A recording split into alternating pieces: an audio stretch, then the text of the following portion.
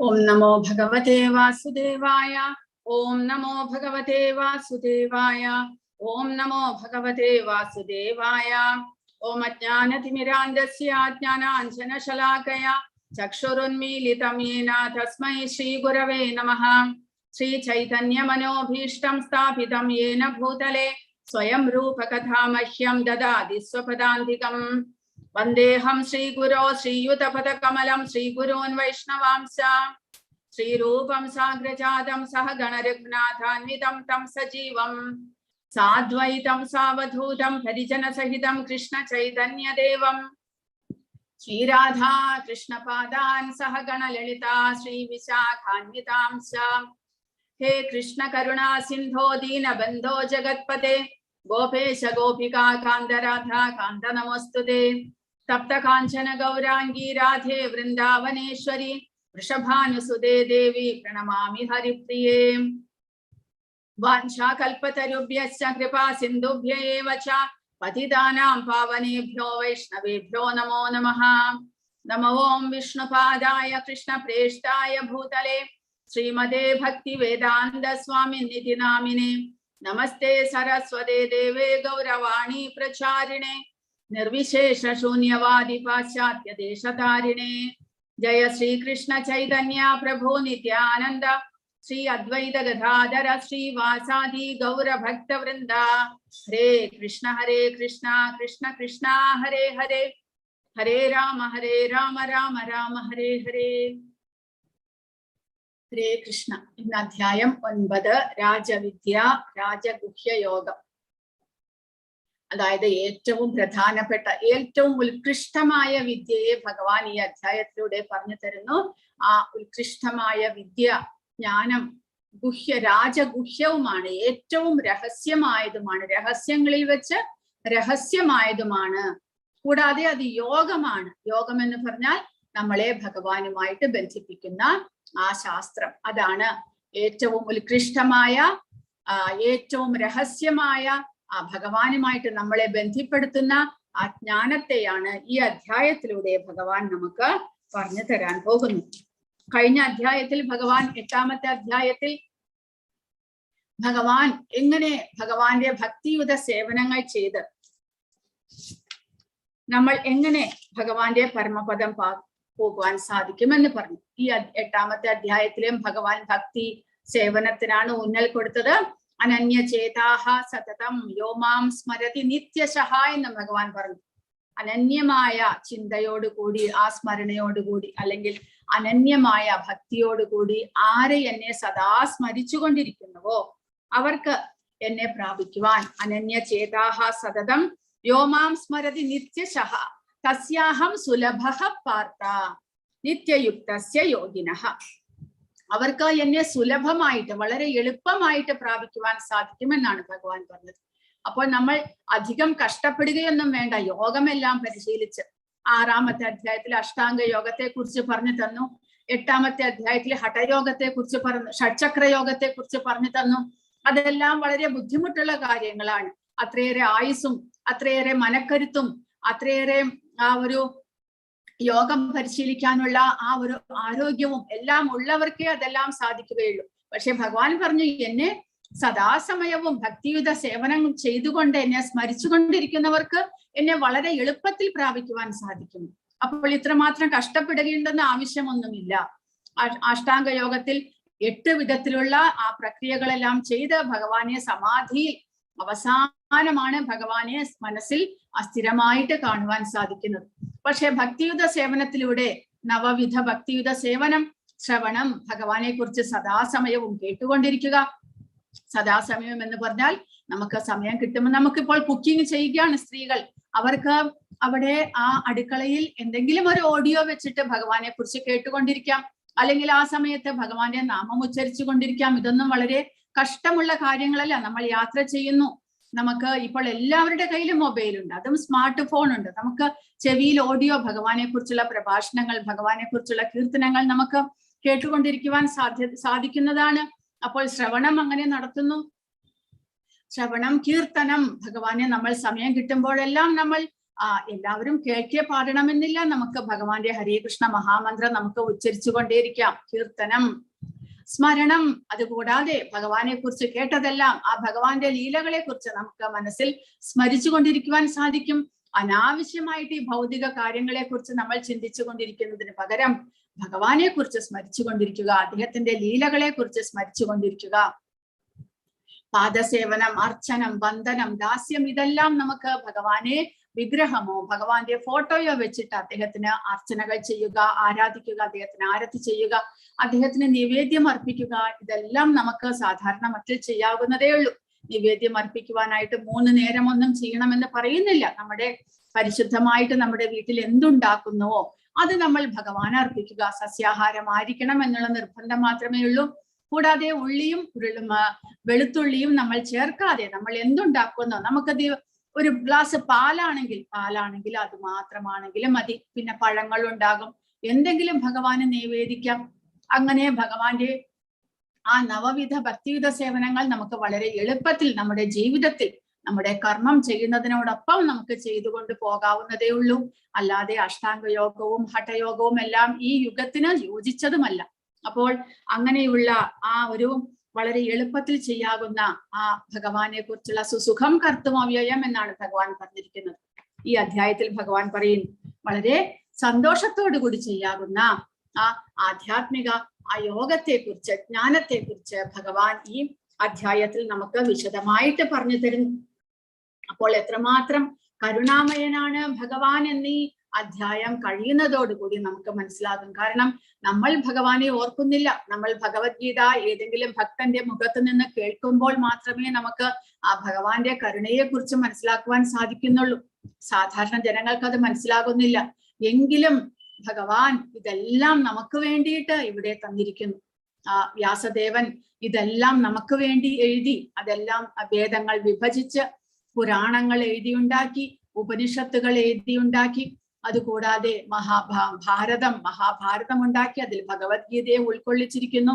അതുകൂടാതെ ഭാഗവതം, ഏറ്റവും വിശുദ്ധമായ, ഏറ്റവും ആധ്യാത്മികമായിട്ട് നമ്മളെ ഉത്കർഷത്തിലേക്ക് നയിക്കുന്ന ആ ഗ്രന്ഥവും വ്യാസദേവൻ തന്നിരിക്കുന്നു നമുക്ക് എല്ലാവർക്കും വേണ്ടിയിട്ട്. കാരണം കലിയുഗത്തിൽ അത്രയേറെ കഷ്ടപ്പെടുന്ന ജനങ്ങൾക്ക് ഭഗവാനുമായിട്ട് സമ്പർക്കത്തിൽ ഏർപ്പെടാതെ നമുക്ക് ഒരിക്കലും ശാന്തിയും സമാധാനവും ലഭിക്കുകയില്ല എന്ന് ഈ ഋഷിമാർക്കും ഭഗവാനും അറിയാം. അതുകൊണ്ട് ആ ഭഗവാനുമായിട്ട് നമ്മൾ എങ്ങനെ ബന്ധപ്പെടണം? ബാക്കിയുള്ള യോഗങ്ങളും ബാക്കിയുള്ള പ്രാക്ടീസ് ഒന്നും ഈ കലിയുഗത്തിൽ വിലപ്പോകില്ല. അതൊന്നും നടക്കുന്ന കാര്യമല്ല.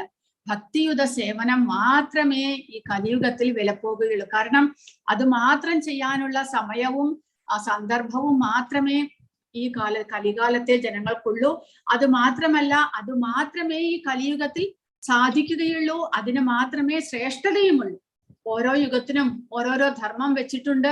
അതുവഴി ഭഗവാനെ പ്രാപിക്കുക എന്നുള്ളതിന് കലിയുഗത്തിൽ നാമസങ്കീർത്തന യജ്ഞം മാത്രമേ പറഞ്ഞിട്ടുള്ളൂ. കാരണം അത് മാത്രം ചെയ്യാനേ ജനങ്ങൾക്ക് സാധിക്കുകയുള്ളൂ. അതുകൊണ്ട് അത് മാത്രം ചെയ്താൽ മതി എന്ന് പറഞ്ഞ് ഭഗവാൻ നമുക്ക് അത്രമാത്രം ഇളവ് തന്നിട്ടുണ്ട്. അതുകൊണ്ട് കലികാലെ ഭഗവാന്റെ ആ നാമസങ്കീർത്തനത്തിനാണ് ഏറ്റവും പ്രാധാന്യം എന്ന് പറഞ്ഞിരിക്കുന്നു. അത് ഭക്തന്മാരുടെ സത്സംഗം മൂലം നമുക്ക് ആ ഭഗവാനെ കുറിച്ച് മനസ്സിലാക്കുവാനും ഭഗവാനെ എങ്ങനെ സേവിച്ച് നമുക്ക് പൂർണ്ണതയിൽ എത്തുവാൻ സാധിക്കുമെന്ന് അങ്ങനെയുള്ള ഒരു വഴിയും ഭഗവാൻ പറഞ്ഞു തന്നിരിക്കുന്നു. അപ്പോൾ ഈ അധ്യായത്തിൽ നമുക്ക് ഭഗവാൻ അങ്ങനെ നമുക്ക് എത്രമാത്രം ആ ഭക്തിയുടെ സേവനത്തിലൂടെ എങ്ങനെ ഭഗവാനെ പ്രാപിക്കുവാൻ സാധിക്കുമെന്ന് എത്രമാത്രം ലളിതമായി ഒരു സാധാരണക്കാരനും കൂടെ ചെയ്യാൻ സാധിക്കുന്ന വിധത്തിലുള്ള ആ പ്രയോഗങ്ങളെ, ആ പ്രക്രിയകളെ ഭഗവാൻ പറഞ്ഞു തന്നിരിക്കുന്നത് നമുക്ക് മനസ്സിലാക്കാം. ശ്രീ ഭഗവാൻ ഉവാച ഇദം തുതേ ഗുഹ്യതമം പ്രവക്ഷ്യാമ്യനസൂയവേ ജ്ഞാനം വിജ്ഞാന സഹിതം യജ്ഞാത്വാ മോക്ഷസേ അശുഭാത്. ശ്രീ ഭഗവാൻ പറഞ്ഞു, പ്രിയപ്പെട്ട അർജുന, നീ ഒരിക്കലും എന്നിൽ അസൂയാലുവായിട്ടില്ല. അതിനാൽ അതീവ രഹസ്യമായ ഈ ജ്ഞാനവും വിജ്ഞാനവും നിന്നെ ഗ്രഹിപ്പിക്കാം. ഇതറിഞ്ഞാൽ ഭൗതിക ജീവിത ക്ലേശങ്ങളിൽ നിന്ന് നീ മുക്തനാകും. അപ്പോൾ ഈ ശ്ലോകത്തിൽ ഭഗവാനെ കുറിച്ച് മനസ്സിലാക്കാനും ഭഗവാനെ അറിയുവാനായിട്ട് ആർക്ക് സാധിക്കുമെന്ന് പറഞ്ഞിരിക്കുന്നു, ആർക്ക് സാധിക്കുകയില്ല എന്ന് പറഞ്ഞിരിക്കുന്നു. അതായത് അർജുനനോട് പറയുന്നത്, നീ ഒരിക്കലും എന്നിൽ അസൂയാലുവായിട്ടില്ല. അർജുനൻ ഒരിക്കലും ഭഗവാനിൽ അസൂയാലുവാകാത്തത് കാരണമാണ് ഭഗവാൻ അർജുനന് ഇങ്ങനെയുള്ള ഉപദേശങ്ങൾ കൊടുക്കുന്നത്, ജ്ഞാനവും വിജ്ഞാനവും ഉപദേശിപ്പിക്കുന്നത്. അപ്പോൾ നമ്മൾ മനസ്സിലാക്കേണ്ടത്, ഭഗവാനിൽ ആര് അസൂയാലുവാകുന്നുവോ അവർക്ക് ഭഗവാനെ കുറിച്ച് മനസ്സിലാക്കുവാൻ സാധ്യമല്ല, ഈ ജ്ഞാനം അവർക്ക് ഗ്രഹിക്കുവാൻ സാധ്യമല്ല എന്ന് പറയുന്നു. കാരണം എന്താണ്? ഒരാൾ എന്തുകൊണ്ടാണ് ഭഗവാനിൽ അസൂയാലുവാകുന്നത്? കാരണം ഭഗവാൻ തന്റെ വിഭൂതികളെ കുറിച്ച്, തന്റെ ശ്രേഷ്ഠതയെ കുറിച്ച്, താനാണ് എല്ലാത്തിന്റെയും ഉറവിടവും ആധാരവും എന്നെല്ലാം പറഞ്ഞു വരുമ്പോൾ സാധാരണയായിട്ട് ഭഗവാനിൽ വിശ്വാസമില്ലാത്ത, ഭഗവാനിൽ മനസ്സുറയ്ക്കാത്ത ഒരാൾക്ക് ആ ഭഗവാനിൽ അസൂയ ഉണ്ടാകുന്നു. കാരണം ഭഗവാൻ വെറുതെ പറയുകയാണ്, ഭഗവാനിൽ വിശ്വാസം ഉണ്ടാകുന്നില്ല. ഭഗവാനേക്കാൾ ശ്രേഷ്ഠരായിട്ട് ആരുമില്ല എന്ന് പറയുമ്പോൾ മത്ത പരതരം നാന്യത് കിഞ്ചിത് അസ്തി ധനഞ്ജയ എന്ന 7ാമത്തെ അധ്യായത്തിൽ ഭഗവാൻ പറഞ്ഞു, എന്നേക്കാൾ ശ്രേഷ്ഠനായിട്ട്, എന്നോട് തുല്യനായിട്ട് ആരുമില്ല എന്ന്. ഇതെല്ലാം കേൾക്കുമ്പോൾ ചിലരിൽ ഭഗവാനിൽ വിശ്വാസമില്ലാത്തവർക്ക്, അഭക്തന്മാർക്ക് ഭഗവാനിൽ അസൂയ ഉണ്ടാകും. അങ്ങനെ അസൂയയുള്ളവർക്ക് ഈ ഭഗവാനെ കുറിച്ചുള്ള ആധ്യാത്മിക ജ്ഞാനം സ്വയം ഗ്രഹിക്കുവാനോ അല്ലെങ്കിൽ മറ്റുള്ളവർക്ക് പറഞ്ഞു കൊടുക്കുവാനോ സാധ്യമല്ല എന്നിവിടെ പ്രഭുപാദ പറഞ്ഞിരിക്കുന്നു.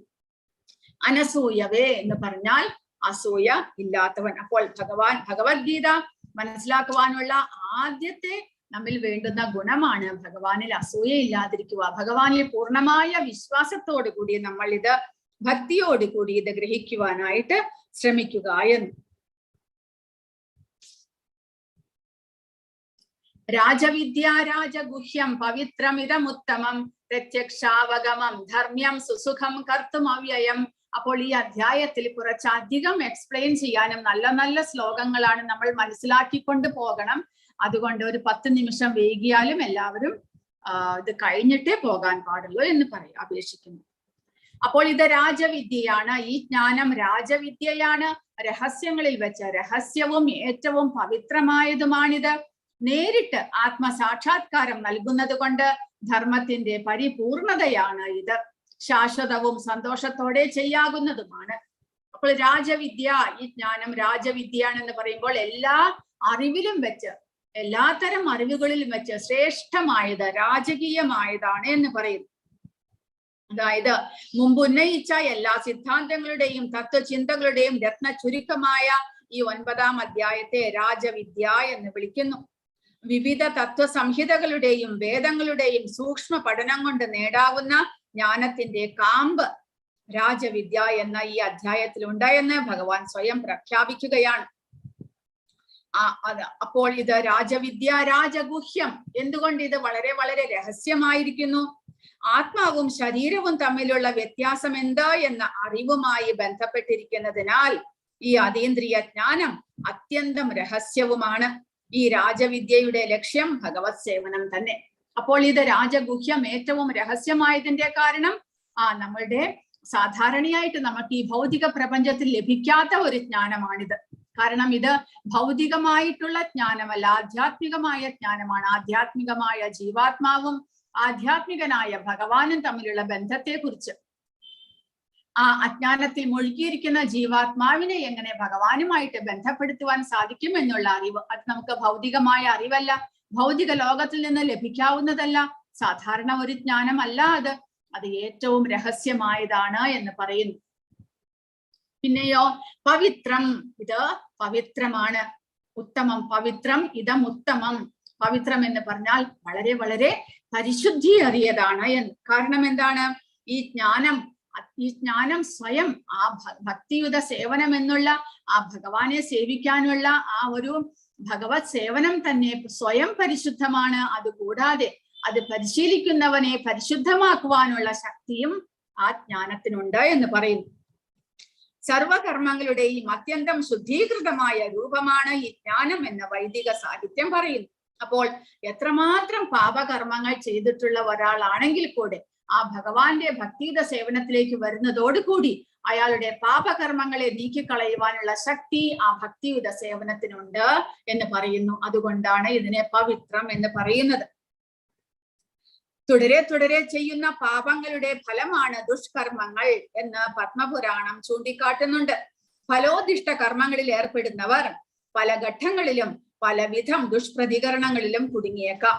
ഫലോദിഷ്ട കർമ്മങ്ങൾ എന്ന് പറയുമ്പോൾ കാമ്യകർമ്മങ്ങൾ, അതായത് സ്വന്തം ഇന്ദ്രിയ തൃപ്തിക്ക് വേണ്ടിയിട്ട് ചെയ്യുന്ന കർമ്മങ്ങൾ നമ്മൾ ചെയ്യുമ്പോൾ, രജോ ഗുണ സ്വഭാവിയായിട്ട് സ്വയം ആസ്വദിക്കുവാൻ വേണ്ടിയിട്ട് ഇന്ദ്രിയ സുഖത്തിന് വേണ്ടിയിട്ട് പ്രവർത്തിക്കുമ്പോൾ തന്റെ ആ ഇന്ദ്രിയ സുഖത്തിന് വേണ്ടിയിട്ട് അധികം ധനം സമ്പാദിക്കേണ്ടി വരും, വളരെയധികം കഠിന പ്രയത്നങ്ങൾ ചെയ്യേണ്ടി വരും. അപ്പോൾ എന്ത് സംഭവിക്കുന്നു? അന്യായമായിട്ടാണെങ്കിലും ധനം സമ്പാദിച്ച് ഇന്ദ്രിയ സുഖത്തിന് വേണ്ടിയിട്ട് പരിശ്രമിക്കും. അങ്ങനെ പാപകർമ്മങ്ങൾ ചെയ്യുവാനുള്ള സാധ്യതയുണ്ട്. അങ്ങനെയുള്ള കാമ്യകർമ്മങ്ങൾ ചെയ്യുമ്പോൾ അത് നമ്മളെ ദുഷ്കർമ്മത്തിലേക്ക് നയിക്കുന്നു. അത് നമ്മളുടെ ആ പാപത്തിന്റെ ശേഖരം കൂട്ടി വരുന്നു എന്നാണ് പറയുന്നത്. ഉദാഹരണത്തിന്, ഒരു വൃക്ഷത്തിന്റെ വിത്ത് പാകിയ ഉടനെ തന്നെ വൃക്ഷം മുളച്ചു വളരാറില്ല. അതിന് സമയം ആവശ്യമാണ്. ആദ്യം അതൊരു കൊച്ചു തൈ മാത്രമായിരിക്കും, പിന്നെ വൃക്ഷമായിട്ട് വളരും, പൂക്കുകയും കായ്ക്കുകയും ചെയ്യും. ആ വൃക്ഷം നട്ടു വളർത്തിയവന് പൂക്കളും കായ്കളും കിട്ടും. അങ്ങനെ തന്നെ ഒരാൾ ചെയ്യുന്ന പാപകർമ്മവും കാലക്രമേണ മാത്രമേ ഫലിക്കൂ. പല ഘട്ടങ്ങൾ പിന്നിടണം. അതിന് ആ മനുഷ്യർ പാപകർമ്മം ചെയ്യുന്നത് നിർത്തിയേക്കാമെങ്കിലും അതിന്റെ ഫലങ്ങൾ അനുഭവിക്കാൻ കാലതാമസം ഉണ്ടാകും. ബീജരൂപേണയുള്ള പാപങ്ങളുണ്ട്, ഫലം തന്നു തുടങ്ങിയവയുമുണ്ട്. ആ ഫലങ്ങളാണ് നാം അനുഭവിക്കുന്ന സുഖദുഃഖങ്ങൾ. അപ്പോൾ പത്മപുരാണത്തിൽ ഇത് പറഞ്ഞിരിക്കുന്നു, അപ്രാരാബ്ധ ഫലം പാപം കൂടം ബീജം ഫലോന്മുഖം ക്രമേണൈവ പ്രളീയേത വിഷ്ണു ഭക്തിരതാത്മന. അപ്പോൾ നമ്മൾ പാപകർമ്മങ്ങൾ ചെയ്യുമ്പോൾ അതിന് പല സ്റ്റേജുകളുണ്ട്. അതായത് ആദ്യം പാപകർമ്മങ്ങൾ ചെയ്യുവാനായിട്ട് നമ്മൾ മനസ്സിൽ ആഗ്രഹിക്കുന്നു, അതിനാണ് ബീജം എന്ന് പറയുന്നത്. അപ്പോൾ ആ പാപത്തിന്റെ വിത്ത് നമ്മുടെ മനസ്സിൽ നടുന്നു. നമ്മൾ പാപകർമ്മം ചെയ്യാൻ ആഗ്രഹിക്കുമ്പോൾ മനസ്സിൽ ആഗ്രഹിക്കുന്നതോടുകൂടി അതിന്റെ വിത്ത് പാകുന്നു. പിന്നീട് നമ്മൾ ആ പാപകർമ്മം ചെയ്യുന്നു, അതിനാണ് ആ പാപം എന്ന് പറയുന്നത്. അതായത് പാപകർമ്മങ്ങൾ നമ്മൾ ചെയ്യുന്നു. പിന്നീടോ ആ പാപകർമ്മം നമ്മൾ ചെയ്തു എന്ന് വെച്ചിട്ട് അപ്പോൾ തന്നെ അതിന്റെ റിസൾട്ട് നമ്മൾ അനുഭവിക്കുന്നില്ല. പിന്നെയോ അതിന് കുറച്ച് സമയം വേണ്ടി വരും. എങ്ങനെയാണ് ഒരു തൈന്റെ വിത്ത് നട്ട് മുളച്ച് അത് തൈ ആകുന്നത്? അത് ആ തൈ ആയാലും അതിന് കായുണ്ടായി പഴുത്ത് നമ്മൾക്ക് അനുഭവിക്കാൻ യോഗ്യമാകണം. അതുവരെയുള്ള സമയം ഈ പാപത്തിന്റെ കർമ്മം നമ്മൾ ചെയ്തതിന്റെ അനുഭവിക്കാനുള്ള ആ ഒരു സമയം, അതിനാണ് കൂട്ടം എന്ന് പറയുന്നത്. അപ്പോൾ അങ്ങനെ നമ്മൾ പാപം ചെയ്തു, അത് അനുഭവിക്കാൻ വേണ്ടിയിട്ട് വെയിറ്റ് ചെയ്യുന്ന ആ സമയത്തിന് അപ്രാരാബ്ധ ഫലം എന്ന് പറയും. നമ്മൾ അനുഭവിക്കാൻ തുടങ്ങിയിട്ടില്ല. നമ്മൾ അനുഭവിക്കാൻ തുടങ്ങിയാൽ അതിനെ പ്രാരാബ്ധ ഫലം. ചിലരുണ്ട്, ചിലർ നമ്മൾ വളരെയധികം വിഷമിക്കുമ്പോൾ, അല്ലെങ്കിൽ എന്തെങ്കിലും ദുഃഖം മൂലമോ, അല്ലെങ്കിൽ സ്വയം എന്തെങ്കിലും അസുഖം വന്ന് കിടപ്പിലായാലോ നമ്മൾ പറയും പ്രാരാബ്ധം അനുഭവിക്കുകയാണ്, മുൻ ജന്മങ്ങളിൽ ചെയ്ത കർമ്മത്തിന്റെ ഫലമാണ് എന്നെല്ലാം നമ്മൾ പറയും. അത് ശരിയാണ്. അതായത് ആ സമയത്ത് അദ്ദേഹം ഏതെങ്കിലും മുൻ ജന്മങ്ങളിൽ ചെയ്ത കർമ്മഫലത്തിന്റെ പാപഫലത്തിന്റെ ഫലം അനുഭവിക്കാൻ നമ്മൾ തുടങ്ങി. അത് പൂത്തു കാച്ച് ഫലമായി അത് പഴുത്തു നമ്മൾക്ക് അനുഭവയോഗ്യമാകുന്നു എന്നർത്ഥം. അതിന് പ്രാരാബ്ധ ഫലം എന്ന് പറയുന്നു. അപ്രാരാബ്ധ ഫലം എന്ന് പറഞ്ഞാൽ നമ്മൾ അനുഭവിക്കാൻ വേണ്ടിയിട്ട് നമ്മൾ പാപകർമ്മം ചെയ്തിട്ടുണ്ട്, അത് അനുഭവിക്കാൻ വേണ്ടി കാത്തിരിക്കുന്നു, അതിന് സമയമായിട്ടില്ല. അപ്പോൾ ഇങ്ങനെയെല്ലാമുള്ള എന്തെല്ലാം പാപകർമ്മങ്ങൾ നമ്മൾ ചെയ്തിട്ടുണ്ടെങ്കിലും ഭഗവാൻ വിഷ്ണുവിനോടുള്ള, കൃഷ്ണനോടുള്ള ഭക്തിയുത സേവനം മൂലം ഇതിനെ എല്ലാത്തിനെയും നീക്കിക്കളയുവാൻ നമുക്ക് സാധിക്കും എന്നാണ് പറയുന്നത്. അങ്ങനെ നമ്മളെ പവിത്രീകരിക്കുവാൻ സാധിക്കുന്ന ഈ ആധ്യാത്മികമായ ആ ഭക്തിയുത സേവനത്തിനാണ് നമ്മൾ പവിത്രം എന്ന് പറയുന്നത്. അത് സ്വയം പരിശുദ്ധമാണ്. അത് കൂടാതെ ഒരു പാപിയെ പോലും പരിശുദ്ധമാക്കാനുള്ള ശക്തി ആ ഭക്തിയുത സേവനത്തിനുണ്ട്. ഭഗവത് സേവനത്തിൽ മുഴുകിയവരുടെ പാപങ്ങൾ ഫലാവസ്ഥയിലെത്തിയിരുന്നാലും അങ്കുരാവസ്ഥയിലെത്തിയിരുന്നാലും ക്രമേണ നാശമടയുന്നു. ഭക്തിപരിതമായ സേവനത്തിന്റെ ശുദ്ധീകരണ ശക്തി അത്രയും പ്രബലമാണ്. അതിനാൽ അതിനെ പവിത്രം, ഉത്തമം എന്ന് വിശേഷിപ്പിക്കുന്നു. ഭൗതിക ലോകത്തെയും അന്ധകാരത്തെയും സൂചിപ്പിക്കുന്ന വാക്കാണ് തമസ്. ഉത്തമം എന്നാൽ ഭൗതിക പ്രവർത്തനങ്ങൾക്കെല്ലാം അതീതമാണ് എന്നർത്ഥം. അങ്ങനെ പവിത്രം ഇതം ഉത്തമം. പ്രത്യക്ഷാവഗമം എന്ന് പറഞ്ഞാൽ നമ്മൾ പരിശീലിക്കുവാൻ തുടങ്ങിയാൽ അതിന്റെ റിസൾട്ട് അപ്പോൾ തന്നെ നമുക്ക് അനുഭവിക്കാൻ സാധ്യമാകും. അതായത് ഭഗവാന്റെ ഭക്തിയുത സേവനത്തിലേക്ക് നമ്മൾ ആരംഭം കുറിക്കുമ്പോൾ തന്നെ നമ്മിൽ ആ ഒരു ചേഞ്ച്, നമ്മിൽ ആ ഉത്തമമായ ദൈവികമായ ഗുണങ്ങൾ വളർന്നു വരുന്നത് നമുക്ക് അറിയുവാൻ സാധിക്കും. അങ്ങനെ പ്രത്യക്ഷാവഗമമാണ്, നമുക്ക് സ്വയം അത് അനുഭവിച്ചറിയുവാൻ സാധിക്കുന്നു. ധർമ്മ്യം, നമ്മുടെ ഓരോ മനുഷ്യന്റെയും ധർമ്മമാണ് ഇത്. ധർമ്മ്യം എന്നാൽ ധർമ്മത്തിലേക്ക് നയിക്കുന്ന ധാർമ്മികമായ ഒരു പാതയാണ്. മനുഷ്യജന്മം ലഭിച്ചു കഴിഞ്ഞാൽ സവൈ പുംസാം പരോധർമ്മോ യഥോ ഭക്തിരഥോക്ഷജേ. മനുഷ്യജന്മത്തിൽ നമുക്ക് ലഭിച്ചു കഴിഞ്ഞാൽ ആ മനുഷ്യന്റെ യഥാർത്ഥമായ ധർമ്മം എന്നുള്ളത് ഭഗവാനെ സേവിക്കുക എന്നുള്ളതാണ്. അങ്ങനെ ധാർമ്മികമായ നമ്മുടെ കർമ്മമാണ് നമ്മൾ ചെയ്യുന്നത്. അതുകൂടാതെ സുസുഖം കർത്തും അവ്യയം, വളരെ സന്തോഷത്തോടു കൂടി നമുക്ക് ചെയ്യാൻ സാധിക്കുന്ന അവ്യയമായ, ഒരിക്കലും നശിക്കാത്ത ധർമ്മകർമ്മമാണ് ഇത് എന്ന് പറയുന്നു. ശാശ്വതമായി നിലകൊള്ളുന്നതാണ്. ഭഗവത് സേവനത്തിന്റെ പദ്ധതി അത്രയും സുഖകരമാണ്, സുസുഖം. എന്തുകൊണ്ടാണ്?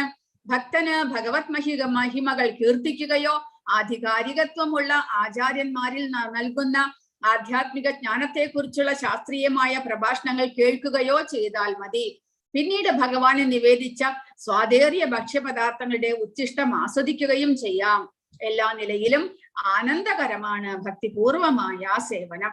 അപ്പോൾ ഭഗവാൻ വളരെയധികം കാര്യങ്ങളൊന്നും പറഞ്ഞിട്ടില്ല. എങ്ങനെ ഭഗവാനെ സേവിക്കണം, അതിന് വളരെയധികം ധനം സമ്പാദിക്കണം, വളരെ ആർഭാടത്തോടു കൂടി ചെയ്യണം, ഒന്നും ഭഗവാൻ പറഞ്ഞിട്ടില്ല. ഈ അധ്യായം കഴിയുമ്പോൾ നമുക്ക് മനസ്സിലാകും എത്രയും ലളിതമായ രീതിയിൽ ഒരു സാധാരണക്കാരന് പോലെ ചെയ്യാൻ സാധിക്കുന്ന രീതിയിൽ ഭഗവാന്റെ സേവനങ്ങൾ ചെയ്യാമെന്ന് പറഞ്ഞിരിക്കുന്നു. അതുകൊണ്ട് കൂടെ അത് സുസുഖമാണ്, സന്തോഷത്തോടു കൂടി ചെയ്യാൻ സാധിക്കുന്നതാണ്, കൂടാതെ ശാശ്വതമാണ്. നമ്മൾ ഒരു ചെറിയ പൂവ് ഭഗവാൻ അർപ്പിച്ചാലും മതി, അത് ഭഗവാന്റെ അക്കൗണ്ടിലേക്ക് വരുന്നു. ഭഗവാൻ നമ്മൾ ഒരു വലിയ കാര്യം ചെയ്തതുപോലെ ഭഗവാൻ അതിനെ കണക്കാക്കുമെന്നാണ് പറയുന്നത്. ഒരു ഭക്തൻ ഭഗവാനെ എത്രയും എളിയ സേവ ചെയ്താലും ഭഗവാൻ അതൊരു വലിയ കാര്യമായിട്ട് കണക്കാക്കിയിട്ട് നമുക്ക് അതിനുള്ള പ്രതിഫലം നൽകുന്നു. പക്ഷേ ഭഗവാൻ ചെയ്യുന്ന എത്ര വലിയ അനുഗ്രഹമാണെങ്കിലും ഭഗവാൻ അത് കാര്യമായിട്ട് എടുക്കുന്നില്ല. ഭക്തൻ അത് വലിയ കാര്യമായിട്ട് തോന്നും, പക്ഷെ ഭഗവാൻ അത് കാര്യമായിട്ട് എടുക്കുന്നില്ല. അതുപോലെ അവ്യയമായിട്ടുള്ള നമ്മൾ എത്ര ചെറിയ സേവനങ്ങൾ ചെയ്താലും അത് നമ്മുടെ അടുത്ത ജന്മത്തിലേക്ക് ഒരു നല്ല ഒരു ജന്മം ലഭിക്കുവാനുള്ള കാരണമാകുന്നു. അതുകൊണ്ട് അത് ശാശ്വതമായിട്ട് എന്നെന്നും നമ്മോടൊപ്പം നിലകൊള്ളുന്നതാണ് ഈ ഭക്തിയുത സേവനം എന്ന് പറയുന്നു. കൂടാതെ നമ്മൾ ആധ്യാത്മിക തലത്തിലേക്ക് നമ്മൾ ഉയർന്നാലും തുടർന്നും നമുക്ക് ചെയ്യാൻ സാധിക്കുന്നതാണ് ഭക്തിയുത സേവനം. അപ്പോൾ ഇനി അത് ആർക്ക് ലഭിക്കുന്നില്ല? അശ്രദ്ധദാനാഹ പുരുഷാ ധർമ്മസ്യാസ്യ പരന്തപ അപ്രാപ്യമാം നിവർത്തന്തേ മൃത്യു സംസാരവത്മനി. ഈ ഭക്തിയുത സേവനത്തിൽ വിശ്വാസമില്ലാത്തവർക്ക് എന്നെ പ്രാപിക്കാനാവില്ല. ഹേ ശത്രുഞ്ജയ, അതുകൊണ്ട് അവർ ഈ ഭൗതിക ലോകത്തിൽ ജനന മരണങ്ങളുടെ വഴിയിലേക്ക് വീണ്ടും എത്തുന്നു. അപ്പോൾ പ്രധാനമായിട്ട് നമുക്ക് വേണ്ടത് പറഞ്ഞു, അസൂയ ഇല്ലാതിരിക്കണം, കൂടാതെ വിശ്വാസം ഉണ്ടാകണം. ഭഗവാനിൽ പൂർണ്ണമായ വിശ്വാസത്തോടു കൂടി വേണം നമ്മൾ ഈ ഭക്തിയുത സേവനം ചെയ്യുവാൻ. ഭഗവാനിൽ വിശ്വാസം എന്നാൽ എന്താണ്? കൃഷ്ണാവബോധത്തിൽ പുരോഗമിക്കണമെങ്കിൽ വിശ്വാസം അത്യാവശ്യമാണ്. എന്താണ് വിശ്വാസം? ഭഗവാൻ കൃഷ്ണനെ സേവിക്കുന്നത് കൊണ്ട് പരിപൂർണത നേടുവാൻ സാധിക്കും എന്ന ഉറച്ച ബോധം. പരിപൂർണത എന്ന് പറഞ്ഞാൽ യഥാതരോർമൂല നിഷേചനേന തൃപ്യന്തി തത്സ്കന്ധഭുജോപശാഖാഃ പ്രാണോപഹാരാച്ഛയതേന്ദ്രിയാണാം തഥൈവ സർവാർഹണമച്യുതേജ്യ. ഭാഗവതത്തിൽ പറഞ്ഞിരിക്കുന്നു, വൃക്ഷത്തിന്റെ വേരുകളിൽ വെള്ളം ഒഴിക്കുന്നത് കൊണ്ട് അതിന്റെ കൊമ്പുകളും ചില്ലകളും ഇലകളും സംതൃപ്തി അടയുന്നു. ഉദരത്തിന് ആഹാരം നൽകുന്നതിനാൽ ശരീരത്തിലെ സർവ്വ ഇന്ദ്രിയങ്ങളും തൃപ്തിപ്പെടുന്നു. അതുപോലെ തന്നെ ഭഗവാന്റെ അതീന്ദ്രിയ സേവനത്തിൽ ഏർപ്പെടുന്ന ഭക്തൻ ദേവന്മാരെയും സർവ്വജീവജാലങ്ങളെയും സംതൃപ്തരാക്കുന്നു എന്നുള്ള വിശ്വാസം. നമ്മുടെയൊക്കെ എത്രമാത്രം കഠിനമായ നമ്മുടെ കർത്തവ്യങ്ങൾ ചെയ്യാനുണ്ടായാലും ഭഗവാന്റെ സേവകൾ ചെയ്യുന്നത് വഴി എല്ലാവരെയും നമുക്ക് സന്തോഷിപ്പിക്കുവാൻ സാധിക്കും. വേറെ ഒരു കർമ്മവും നമുക്ക് ചെയ്യാനില്ല എന്നുള്ള ഒരു അവബോധം നമ്മിൽ ഉണ്ടാകണം. കാരണം ഭഗവാനാണ് എല്ലാത്തിനും ഉറവിടം. അദ്ദേഹത്തെ സേവിക്കുന്നത് വഴി നമുക്ക് എല്ലാവരെയും സന്തോഷിപ്പിക്കുവാൻ സാധിക്കും എന്നുള്ള ആ ഒരു ചിന്തയോടുകൂടി വിശ്വാസത്തോടു കൂടി നമ്മൾ ഭഗവാനെ സന്തോഷത്തോടു കൂടി സേവിക്കേണ്ടതാണ്. അങ്ങനെയുള്ളവർക്ക് മാത്രമേ ഭഗവാനെ പ്രാപിക്കുവാൻ സാധിക്കുകയുള്ളൂ. അടുത്ത ശ്ലോകങ്ങളിലൂടെ ഭഗവാൻ ഈ അധ്യായത്തിലും ഭഗവാന്റെ വിഭൂതികളെ, ഭൗതിക പ്രപഞ്ചത്തിൽ അദ്ദേഹത്തിന്റെ വിഭൂതികൾ എങ്ങനെ വിന്യസിച്ചിരിക്കുന്നു, അദ്ദേഹം എന്തുകൊണ്ടാണ് ഭൗതിക പ്രപഞ്ചത്തിന്റെ നിയന്താവായിട്ടിരിക്കുന്നത് എന്ന് പറയുന്നു. മയാതമിതം സർവം ജഗത് അവ്യക്തമൂർത്തിന മസ്താനി സർവഭൂതാനി നചാഹം തേഷ്വസ്ഥിതഃ. അവ്യക്തമായ രൂപത്തിൽ ഞാൻ ഈ പ്രപഞ്ചമെമ്പാടും വ്യാപിച്ചു നിൽക്കുന്നു. സർവഭൂതങ്ങളും എന്നിലാണ്, ഞാൻ അവയിലല്ല സ്ഥിതി ചെയ്യുന്നത്. അവ്യക്തമായ രൂപത്തിൽ, അതായത് ഭഗവാൻ തന്റെ സ്വയം കൃഷ്ണരൂപത്തിലോ ശ്രീരാമരൂപത്തിലോ ഇവിടെ നിന്നുകൊണ്ട് ഭൗതിക പ്രപഞ്ചത്തെ സംരക്ഷിക്കുകയല്ല. അദ്ദേഹത്തിന്റെ അവ്യക്തമായ അദൃശ്യമായ ഒരു ശക്തിയാലാണ് ഈ ഭൗതിക പ്രപഞ്ചം നിലനിൽക്കുന്നത്. അവ്യക്തമായ രൂപത്തിൽ എന്ന് പറയുമ്പോൾ ഈ ഭൗതിക പ്രപഞ്ചം തന്നെ ഭഗവാന്റെ ബഹിരംഗ ശക്തിയാണ്. ആ ഭഗവാന്റെ ശക്തിയാലാണ് ഈ ഭൗതിക പ്രപഞ്ചം മുഴുവനും നിലനിൽക്കുന്നത്. ആ ഭഗവാന്റെ ശക്തിയിൽ എല്ലാ ജീവജാലങ്ങളും നിലകൊള്ളുന്നു എന്നിവിടെ ഭഗവാൻ പറയുന്നു. സർവവ്യാപിയെങ്കിലും ഭൗതിക ഇന്ദ്രിയങ്ങളാൽ ഗ്രാഹ്യമല്ല അദ്ദേഹം എന്ന് ഇവിടെ അവ്യക്ത മൂർത്തിന എന്ന പദം കൊണ്ട് വ്യക്തമാക്കുന്നു. നമുക്ക് കാണാൻ കഴിയില്ലെങ്കിൽ കൂടി വാസ്തവത്തിൽ എല്ലാം അദ്ദേഹത്തിലാണ് നിലകൊള്ളുന്നത്. ഈ ഭൗതിക പ്രപഞ്ചമൊട്ടാകെ അദ്ദേഹത്തിന്റെ രണ്ട് വ്യത്യസ്ത ശക്തികളുടെ ആധ്യാത്മികമായ ഉത്കൃഷ്ട ശക്തിയുടെയും, അതായത് നമ്മൾ ജീവാത്മാക്കൾ ആധ്യാത്മികരാണ്, ഭഗവാന്റെ ഉത്കൃഷ്ട ശക്തിയാണ് നമ്മൾ. കൂടാതെ ഭൗതികമായ അധമശക്തി, ഭൗതിക പ്രപഞ്ചം ഭഗവാന്റെ തന്നെ അധമശക്തിയാണ്, സങ്കലനമാണ്. രണ്ട് ശക്തികളുടെയും സങ്കലന മിശ്രണമാണ് ഈ ഭൗതിക പ്രപഞ്ചം. സൂര്യപ്രകാശം ലോകത്തിലെങ്ങും വ്യാപിക്കുന്നത് പോലെ ഭഗവത് ശക്തിയും സൃഷ്ടിജാലത്തിലെങ്ങും പ്രസരിക്കുന്നുണ്ട്. ആ ശക്തിയിലാണ് അവയുടെ നിലനിൽപ്പ്. സൂര്യൻ ഉദിക്കുമ്പോൾ എങ്ങനെ പ്രകാശം എല്ലാ ദിക്കിലും വ്യാപിക്കുന്നു, അതുപോലെ ഭഗവാന്റെ ശക്തി ഭൗതിക പ്രപഞ്ചത്തിൽ എങ്ങും നിലനിൽക്കുന്നു. നമ്മൾ ജീവജാലങ്ങൾ, നമ്മൾ ജീവാത്മാക്കൾ ഭഗവാന്റെ ശക്തിയാണ്. അതുകൂടാതെ ഭൗതിക പ്രപഞ്ചം തന്നെ ഭഗവാന്റെ അധമശക്തിയാണ്. അപ്പോൾ ഇത് രണ്ടും കൊണ്ടാണ് ഈ ഭൗതിക പ്രപഞ്ചം നിലനിൽക്കുന്നത്.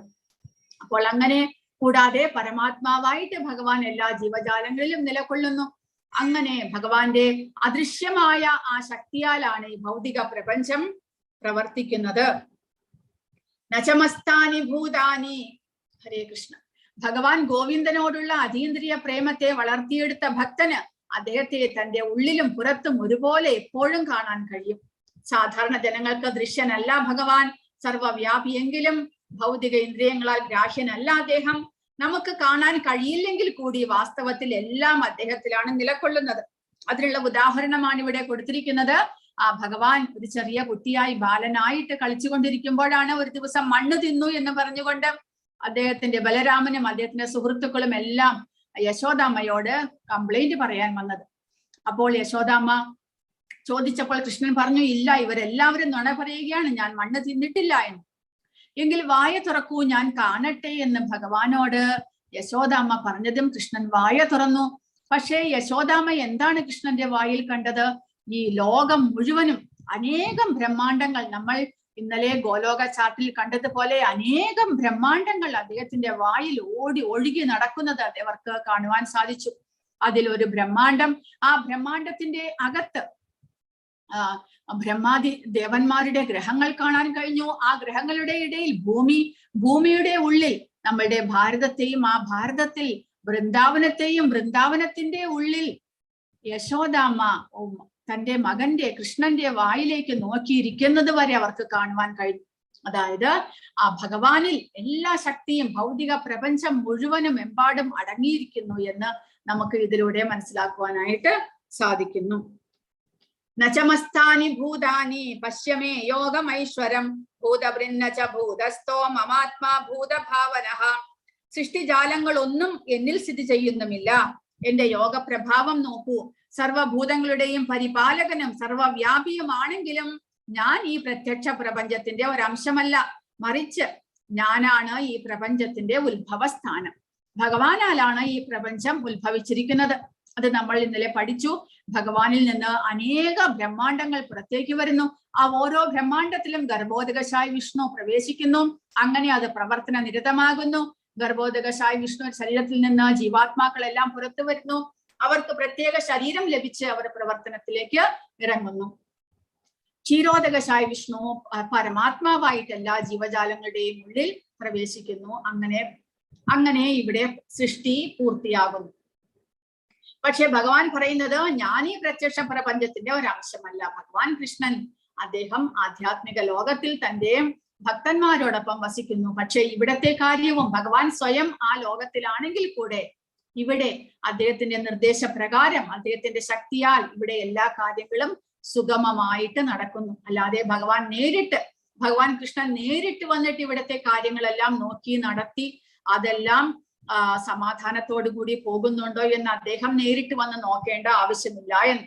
അദ്ദേഹത്തിന്റെ ശക്തിയാൽ തന്നെ, അദ്ദേഹത്തിന്റെ ഇച്ഛയ്ക്കനുസരിച്ച് ഇവിടെ എല്ലാം സാധാരണയായിട്ട് നടന്നു പോകുന്നു.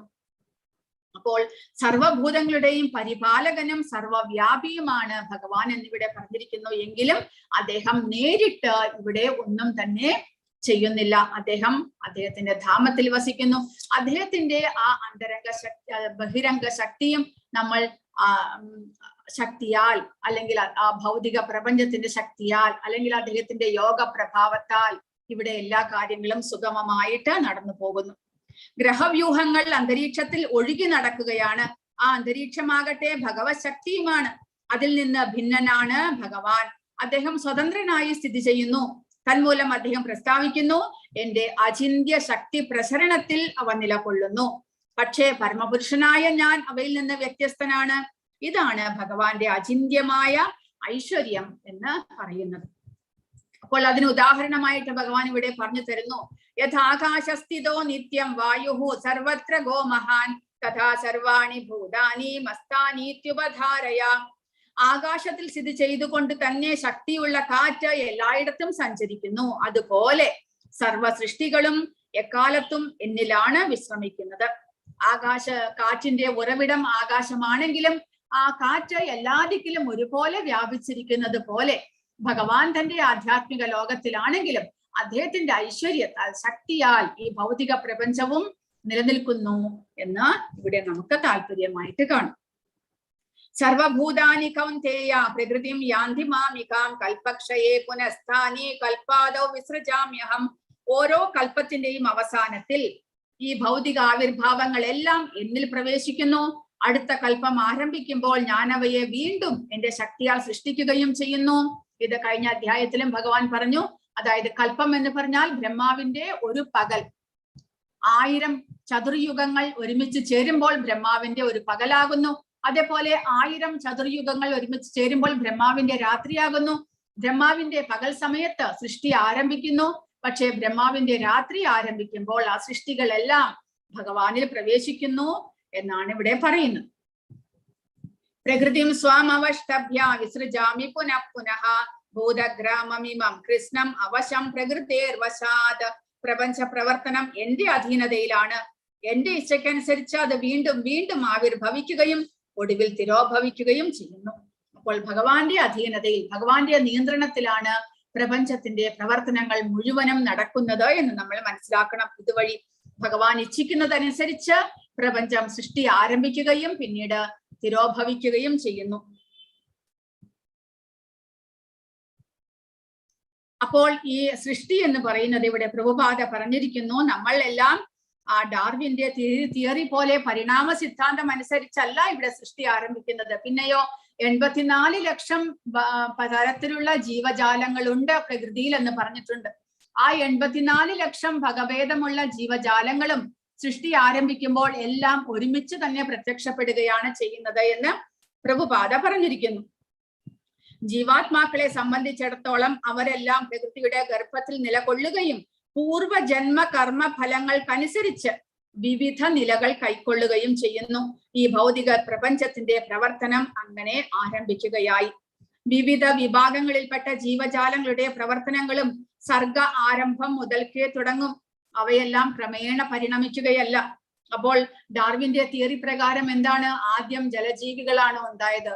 എനിക്കും കൃത്യമായിട്ട് അറിയില്ല, അങ്ങനെയാണ് അദ്ദേഹം പറയുന്നത്. ആദ്യം ജലജീവികൾ, പിന്നെ പരിണാമം അനുസരിച്ച് ഓരോന്നായിട്ട് പിന്നീട് സ്ഥലജീവികൾ വരുന്നു, പിന്നീട് 4 കാലുകൾ, പിന്നീട് 2 കാലുകൾ, പിന്നീട് കുരങ്ങ് വർഗങ്ങൾ, പിന്നീട് മനുഷ്യൻ. അങ്ങനെ പരിണമിച്ച് വരികയല്ല. ഇവിടെ നമ്മൾ ഭഗവാന്റെ ആ സൃഷ്ടി ആരംഭിക്കുന്നതോടുകൂടി നമ്മൾ അനേകം ജീവജാലങ്ങളുണ്ട്, കോടിക്കണക്കിന് ജീവജാലങ്ങളുണ്ട്. അവയെല്ലാം ആ ഭഗവാന്റെ ഗർഭോദകശായി ഭഗവാന്റെ ശരീരത്തിൽ നിന്ന് പുറത്തേക്ക് വരുന്നു. അവയ്ക്ക് കഴിഞ്ഞ ജന്മങ്ങളിലെ കർമ്മഫലം അനുസരിച്ചുള്ള ആ പ്രത്യേകമായ ശരീരം ഉടനടി ലഭിക്കുകയാണ് ചെയ്യുന്നത്. എന്തെല്ലാം നമ്മൾ കർമ്മഫലം അനുഭവിക്കാനുണ്ടോ അതിനനുസരിച്ചുള്ള ശരീരം ലഭിക്കുന്നു. അപ്പോൾ തന്നെ പലതരത്തിലുള്ള ജീവിവർഗങ്ങളായിട്ട് നമ്മൾ എല്ലാവരും മാറ്റപ്പെടുന്നു. ദൈവികമായ ക്വാളിറ്റി ഉള്ളവർക്ക് ദേവന്മാരായിട്ട് ജനിക്കാം. മാനുഷികമായിട്ട് ജനിക്കണമെങ്കിൽ മനുഷ്യരായിട്ട്, പിന്നീട് ജലജന്തുക്കളായിട്ട്, മൃഗങ്ങളായിട്ട്, പക്ഷികളായിട്ട്, പുഴുക്കളായിട്ട്, വൃക്ഷങ്ങളായിട്ട്, എല്ലാ തരത്തിലുമുള്ള 84 ലക്ഷം വകഭേദത്തിലുള്ള ജീവജാലങ്ങളും ഒരുമിച്ച് പ്രത്യക്ഷപ്പെടുകയാണ്. അല്ലാതെ പരിണാമ സിദ്ധാന്ത പ്രകാരമല്ല ഇവിടെ വിവിധ എന്ന് പറയുന്നു. പ്രപഞ്ചത്തിന്റെ ആവിർഭാവത്തോടു കൂടി തന്നെ ഭിന്ന വർഗങ്ങളിൽപ്പെട്ട ജീവികൾ, മനുഷ്യർ, മൃഗങ്ങൾ, പക്ഷികൾ എല്ലാം സൃഷ്ടിക്കപ്പെട്ടു. കഴിഞ്ഞ പ്രളയകാലത്ത് ജീവാത്മാക്കൾക്ക് ഏതേത് ആഗ്രഹങ്ങൾ ഉണ്ടായിരുന്നുവോ അതേ ആഗ്രഹങ്ങളാണ് പുനരാവിഷ്കരിക്കപ്പെടുന്നത്.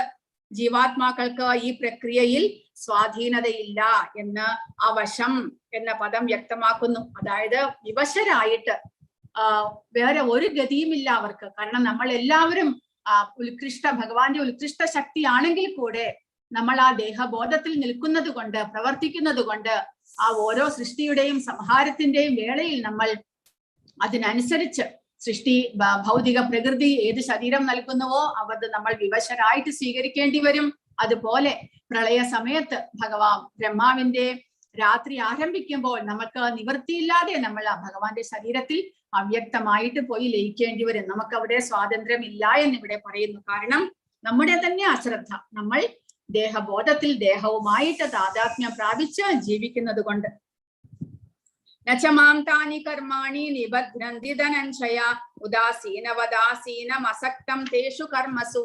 ഈ കർമ്മങ്ങൾക്കൊന്നും തന്നെ എന്നെ ബന്ധിക്കുവാൻ കഴിയില്ല. ഒരു ഭൗതിക പ്രവർത്തനങ്ങളോടും ബന്ധപ്പെടാതെ ഉദാസീനനെ പോലെ സ്ഥിതി ചെയ്യുകയാണ് ഞാൻ. അപ്പോൾ ഇതൊന്നും കർമ്മമല്ല. ഭഗവാനെ സംബന്ധിച്ചിടത്ത് ഇതൊന്നും കർമ്മമല്ല. കർമ്മം എന്ന് പറഞ്ഞാൽ അതിന് പ്രതികരണമുണ്ട്. ഭഗവാൻ സ്വയം ഇച്ഛിക്കുന്നു, ഇതെല്ലാം ഉണ്ടാകുന്നു നമ്മൾക്ക് വേണ്ടിയിട്ട്. നമ്മൾ ഭഗവാനുമായിട്ട് ബന്ധപ്പെടാൻ ആഗ്രഹിക്കാത്തത് കൊണ്ട് നമുക്ക് പ്രത്യേകമായിട്ടുള്ള ഒരു ശരീരവും ആ പ്രവർത്തനങ്ങളും എല്ലാം ആവശ്യമാണ്. അതിന് വേണ്ടിയിട്ട് ഒരു ഭൗതിക പ്രപഞ്ചം ഭഗവാൻ നിർമ്മിച്ചിരിക്കുന്നു. അവിടെ നമ്മളുടെ ആഗ്രഹപ്രകാരം ജീവിക്കാനുള്ള അവസരങ്ങൾ ഭഗവാൻ ഒരുക്കി തരുന്നു. അപ്പോൾ ഇതിലൊന്നിലും ഭഗവാൻ നേരിട്ട് ഇടപെടുന്നില്ല. ഇതൊന്നും അദ്ദേഹത്തെ ബാധിക്കുന്നുമില്ല. മയാധ്യക്ഷേണ പ്രകൃതി സൂയത്തെ സചരാചരം ഹേതുനാനേന കൗന്ദേയ ജഗത് വിപരിവർത്തതേ. എന്റെ ശക്തിവിശേഷങ്ങളിൽ ഒന്നായ ഈ ഭൗതിക പ്രകൃതി എന്റെ നിർദ്ദേശം അനുസരിച്ച് ചരാചരങ്ങളെ എല്ലാം സൃഷ്ടിക്കുന്നു.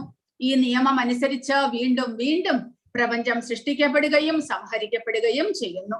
അപ്പോൾ ഭഗവാന്റെ ശക്തിയാണ് മയാധ്യക്ഷേണ, എന്റെ അധ്യക്ഷതയിൽ ഈ പ്രകൃതി സൂയതേ സചരാചരം, എല്ലാ ചരാചരങ്ങളെയും പ്രകൃതി സൃഷ്ടിക്കുന്നു, അവയ്ക്ക് വേണ്ട ശരീരങ്ങൾ നൽകുന്നു. അങ്ങനെ ഭഗവാന്റെ ഇച്ഛയ്ക്കനുസരിച്ച് വീണ്ടും വീണ്ടും സൃഷ്ടിയും സംഹാരവും നടന്നുകൊണ്ടിരിക്കുന്നു. പക്ഷേ ഇതിനെയൊന്നും അറിയാത്തവർ, ഭഗവാന്റെ ശക്തിയെ അറിയാത്ത അവജാനന്തി, അതായത് ഭഗവാന്റെ ശക്തിയെക്കുറിച്ച് പൂർണ്ണമായ വിവരമില്ലാത്തവർ, അവരെ കുറിച്ചാണ് ഭഗവാൻ പറയുന്നത്. അവജാനന്തി മാ മൂഢ മാനുഷീം തനുമാശ്രിതം പരം ഭാവമജാനന്ദോ മമ ഭൂതമഹേശ്വരം. മനുഷ്യരൂപത്തിൽ അവതരിക്കുന്ന എന്നെ മൂഢന്മാർ നിന്ദിക്കുന്നു. ഭഗവാൻ അവരെ മൂഢന്മാർ എന്ന് പറയുന്നു. കാരണം ഭഗവാനെ കുറിച്ചുള്ള പൂർണ്ണമായ അറിവ് അവർക്കില്ല. അറിവില്ലെങ്കിലും അവർ അവരുടേതായിട്ടുള്ള ആ ഒരു തത്വസിദ്ധാന്തങ്ങളെല്ലാം ഉണ്ടാക്കുന്നു. ഭഗവാൻ മനുഷ്യനാണ് എന്നുള്ള ആ രീതിയിൽ അവർ പ്രവർത്തിക്കുന്നു, സംസാരിക്കുന്നു. അതുകൊണ്ട് അവരെ മൂഢന്മാർ എന്ന് ഭഗവാൻ പറയുന്നു. എല്ലാത്തിനും ഈശ്വരനായ എന്റെ അതീന്ദ്രിയ സ്വഭാവം അവർക്കറിഞ്ഞുകൂടാ. അവർക്കറിഞ്ഞുകൂടെങ്കിലും അറിയാൻ ശ്രമിക്കുന്നുമില്ല അവർ. അതുകൊണ്ടാണ് അവർ മൂഢന്മാർ. അറിഞ്ഞുകൂടാ, അതറിയാൻ ശ്രമിക്കുന്നുമില്ല. പക്ഷേ തനിക്ക് എല്ലാം അറിയാമെന്നുള്ള ഭാവത്തിൽ അവർ ഭഗവാനെ നിന്ദിക്കുകയാണ് ചെയ്യുന്നത്. അങ്ങനെ ചെയ്യുന്നത് കൊണ്ട് അവരെ മൂഢന്മാർ എന്ന് ഭഗവാൻ പറയുന്നു. കാരണം ഭഗവാൻ മനുഷ്യന്റെ രൂപത്തിൽ അവതരിക്കുമ്പോൾ സാക്ഷാൽ മനുഷ്യനാണ് എന്നുള്ള വിചാരത്തിലാണ് അവർ പറയുന്നത്. പക്ഷേ ഭഗവാൻ ഓരോ അവതാരത്തിലും തന്റേതായിട്ടുള്ള ആ പ്രകൃതിയും സ്വാം അവഷ്ടഭ്യ സംഭവാമി ആത്മമായയ എന്ന് ഭഗവാൻ പറഞ്ഞിട്ടുണ്ട്. താൻ തന്റെ പ്രകൃതിയെ, എന്റെ പ്രകൃതിയെ അവലംബിച്ചുകൊണ്ട് ആന്തരംഗ ശക്തിയാൽ എന്റെ സ്വന്തം സ്വരൂപത്തിലാണ് അവതരിക്കുന്നത് എന്ന് ഭഗവാൻ പറഞ്ഞിരിക്കുന്നു. പക്ഷെ ഇങ്ങനെയുള്ള മൂഢന്മാർ എന്ത് ചെയ്യുന്നു? അവർക്ക് ഭഗവാന്റെ ദിവ്യ ശരീരമല്ല, അതീന്ദ്രിയമായ സ്വഭാവമല്ല എന്ന് അവർക്ക് അറിഞ്ഞുകൂടാ. എന്ന് അവർ തെറ്റിദ്ധരിച്ചുകൊണ്ട്, അവർ ഭഗവാൻ മനുഷ്യനാണ് എന്ന് തെറ്റിദ്ധരിച്ചുകൊണ്ട് അവർ ഭഗവാനെ നിന്ദിക്കുകയാണ് ചെയ്യുന്നത്. അങ്ങനെയുള്ളവർക്ക് എന്ത് സംഭവിക്കുന്നു? ഭഗവാൻ കൃഷ്ണന്റെ ആനന്ദമയവും ജ്ഞാനമയവുമായ ശരീരത്തിന്റെ അതീന്ദ്രിയ ഗുണങ്ങളെ കുറിച്ച് അറിയാതെ പല പണ്ഡിതന്മാരും ഗീതാഭാഷ്യ കർത്താക്കളും കൃഷ്ണനെ ഒരു സാധാരണ മനുഷ്യനെന്ന് കരുതി പുച്ഛിക്കുന്നു. കൃഷ്ണന്റെ ദിവ്യ ശരീരം എന്ന് അവർക്ക് അറിഞ്ഞുകൂടാ. എല്ലാറ്റിന്റെയും ഉടമയായ അദ്ദേഹത്തിന് ആർക്ക് വേണമെങ്കിലും മുക്തി നൽകാൻ കഴിയുമെന്ന് അവർ അറിയുന്നില്ല. കൃഷ്ണന്റെ ഈ വിധമുള്ള അതീന്ദ്രിയ ഗുണങ്ങൾ അറിയാത്തത് കൊണ്ടാണ് അവർ അദ്ദേഹത്തെ പുച്ഛിക്കുന്നത്. പക്ഷെ എന്നാലും അവർ തെറ്റാണ് ചെയ്യുന്നത്. അതുകൊണ്ട് അവർക്ക് എന്ത് സംഭവിക്കും? മോഘാശാമോഘ കർമാണോ മോഹജ്ഞാനാവിചേതസഃ രാക്ഷസീമാസുരീം ശൈവ പ്രകൃതിം മോഹിനീം ശ്രിതാഹ. ഇങ്ങനെ മോഹിതരായവർ ആസുരങ്ങളും നിരീശ്വരവാദ പദങ്ങളും പരങ്ങളുമായ ആശയങ്ങളാൽ ആകൃഷ്ടരാകുന്നു. അപ്പോൾ ഭഗവാനെ അവർ തെറ്റിദ്ധരിക്കുകയാണ് ചെയ്യുന്നത്. ഭഗവാൻ വെറും ഒരു മനുഷ്യനാണ് എന്നവർ തെറ്റിദ്ധരിക്കുന്നു. അതുകൊണ്ട് അവർ ഭഗവാനെ ആരാധിക്കുന്നില്ല. അങ്ങനെ അവർ നിരീശ്വരവാദ പദങ്ങളായ അവയിലേക്ക് ആകൃഷ്ടരാകുന്നു. അങ്ങനെയുള്ള ആശയങ്ങളിലേക്ക് ആകൃഷ്ടരായിട്ട് അവർ ആ വ്യാമോഹ അവസ്ഥയിൽ മുക്തിയെ കുറിച്ചുള്ള പ്രതീക്ഷകളും ഫലോദിഷ്ട കർമ്മങ്ങളും ജ്ഞാനാർജനവും എല്ലാം പാഴായി പോകും. അങ്ങനെ ഭഗവാനിൽ വിശ്വാസമില്ലാതെ അവർ പ്രവർത്തിക്കുമ്പോൾ, ഭഗവാനെ പുച്ഛിക്കുമ്പോൾ എന്ത് സംഭവിക്കുന്നു? അവർ എത്രമാത്രം ജ്ഞാനം ആർജിച്ചിട്ടുണ്ടെങ്കിൽ അതെല്ലാം പാഴായി പോകുന്നു. കൂടാതെ ആ വ്യാമോഹത്തിലേക്ക് പെടുന്നത് കൊണ്ട് അവർക്ക് എന്ത് സംഭവിക്കുന്നു? പിന്നീട് അവർക്ക് മുക്തിയിലേക്ക് അല്ലെങ്കിൽ ഈ ഭൗതിക പ്രപഞ്ചത്തിൽ നിന്നുള്ള മോചനം അവർക്ക് അസാധ്യമാകും. അങ്ങനെ ആസുരമായ ഒരു സ്വഭാവത്തെ അവർ സ്വീകരിക്കുകയാണ് ചെയ്യുന്നത്.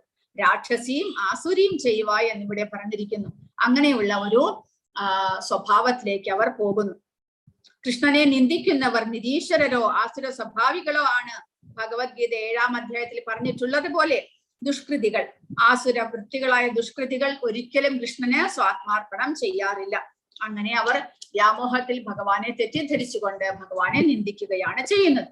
പക്ഷേ ഭഗവാനിൽ വിശ്വസിക്കുന്ന ആ ഭഗവാന്റെ ശുദ്ധഭക്തന്മാരാണെങ്കിലോ മഹാത്മാനസ്തു മാം പാർത്ഥ ദൈവീം പ്രകൃതിമാശ്രിതാഃ ഭജന്ത്യനന്യ മനസോ ജ്ഞാത്വാ ഭൂതാദിമവ്യയം. വ്യാമോഹം ബാധിക്കാത്ത വിശിഷ്ട ആത്മാക്കൾ ദൈവിക പ്രകൃതിയാൽ സുരക്ഷിതരാണ്. അപ്പോൾ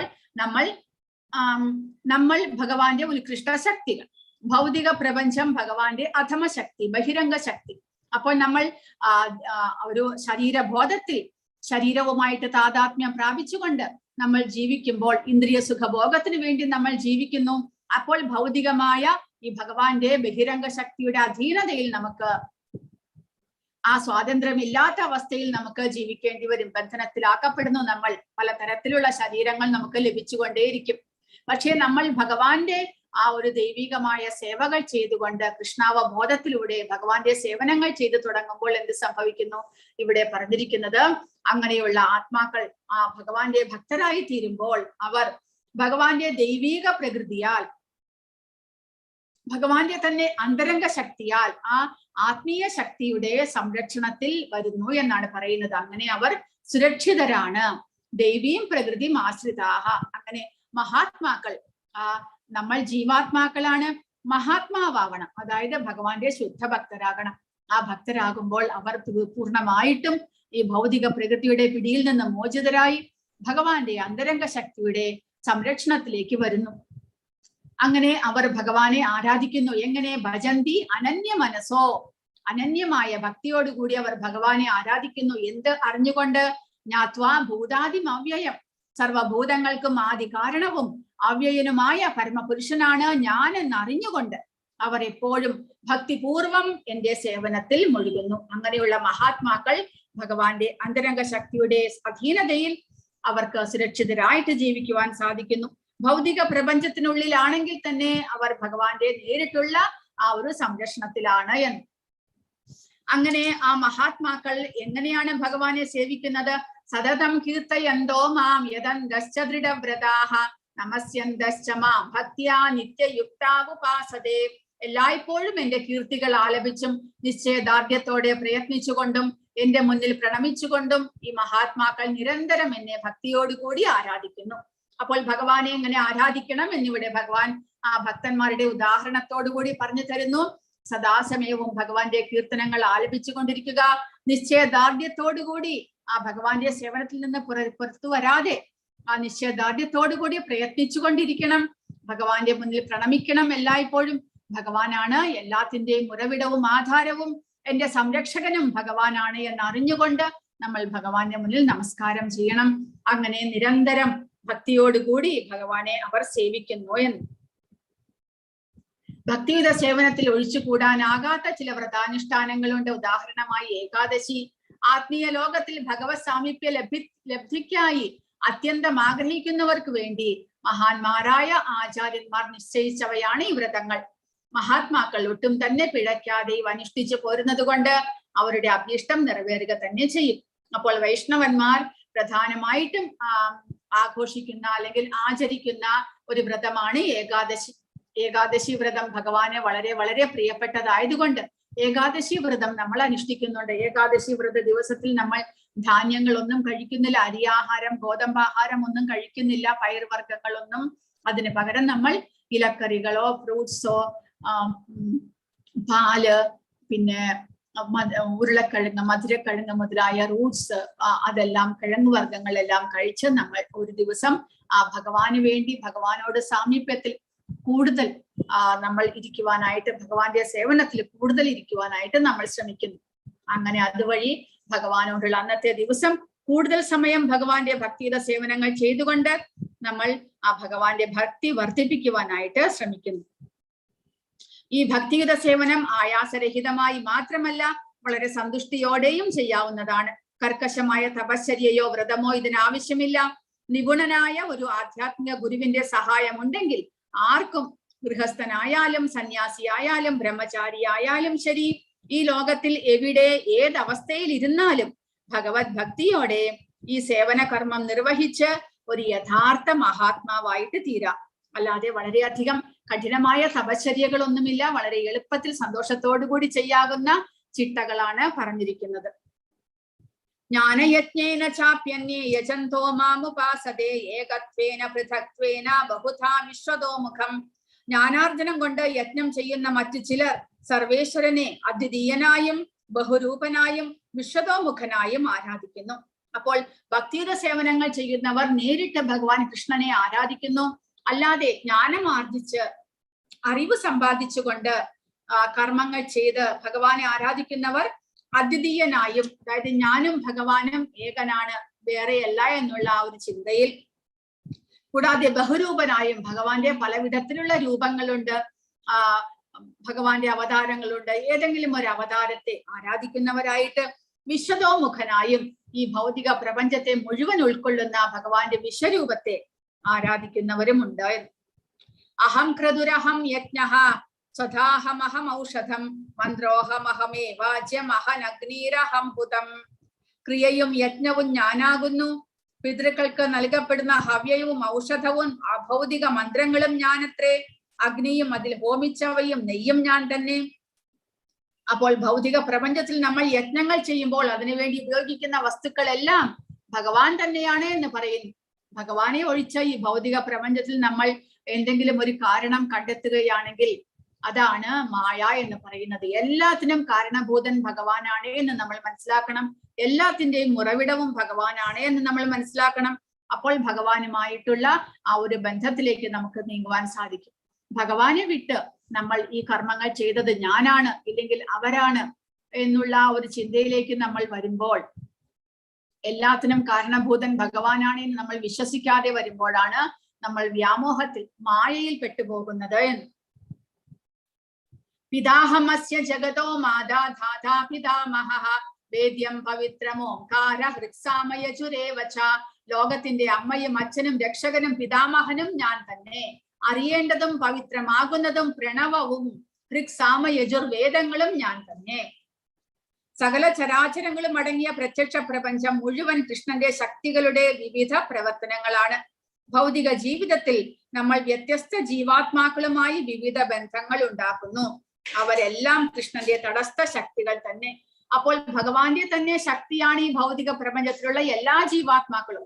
അങ്ങനെ വരുമ്പോൾ നമ്മുടെ അച്ഛനും അമ്മയും സുഹൃത്തുക്കളും അവരെല്ലാവരും ഭഗവാന്റെ തന്നെ അംശമായ ജീവാത്മാക്കളാണ്. അവരും ഭഗവാനുമായിട്ട് വേറിട്ട് കാണാനാകുകയില്ല.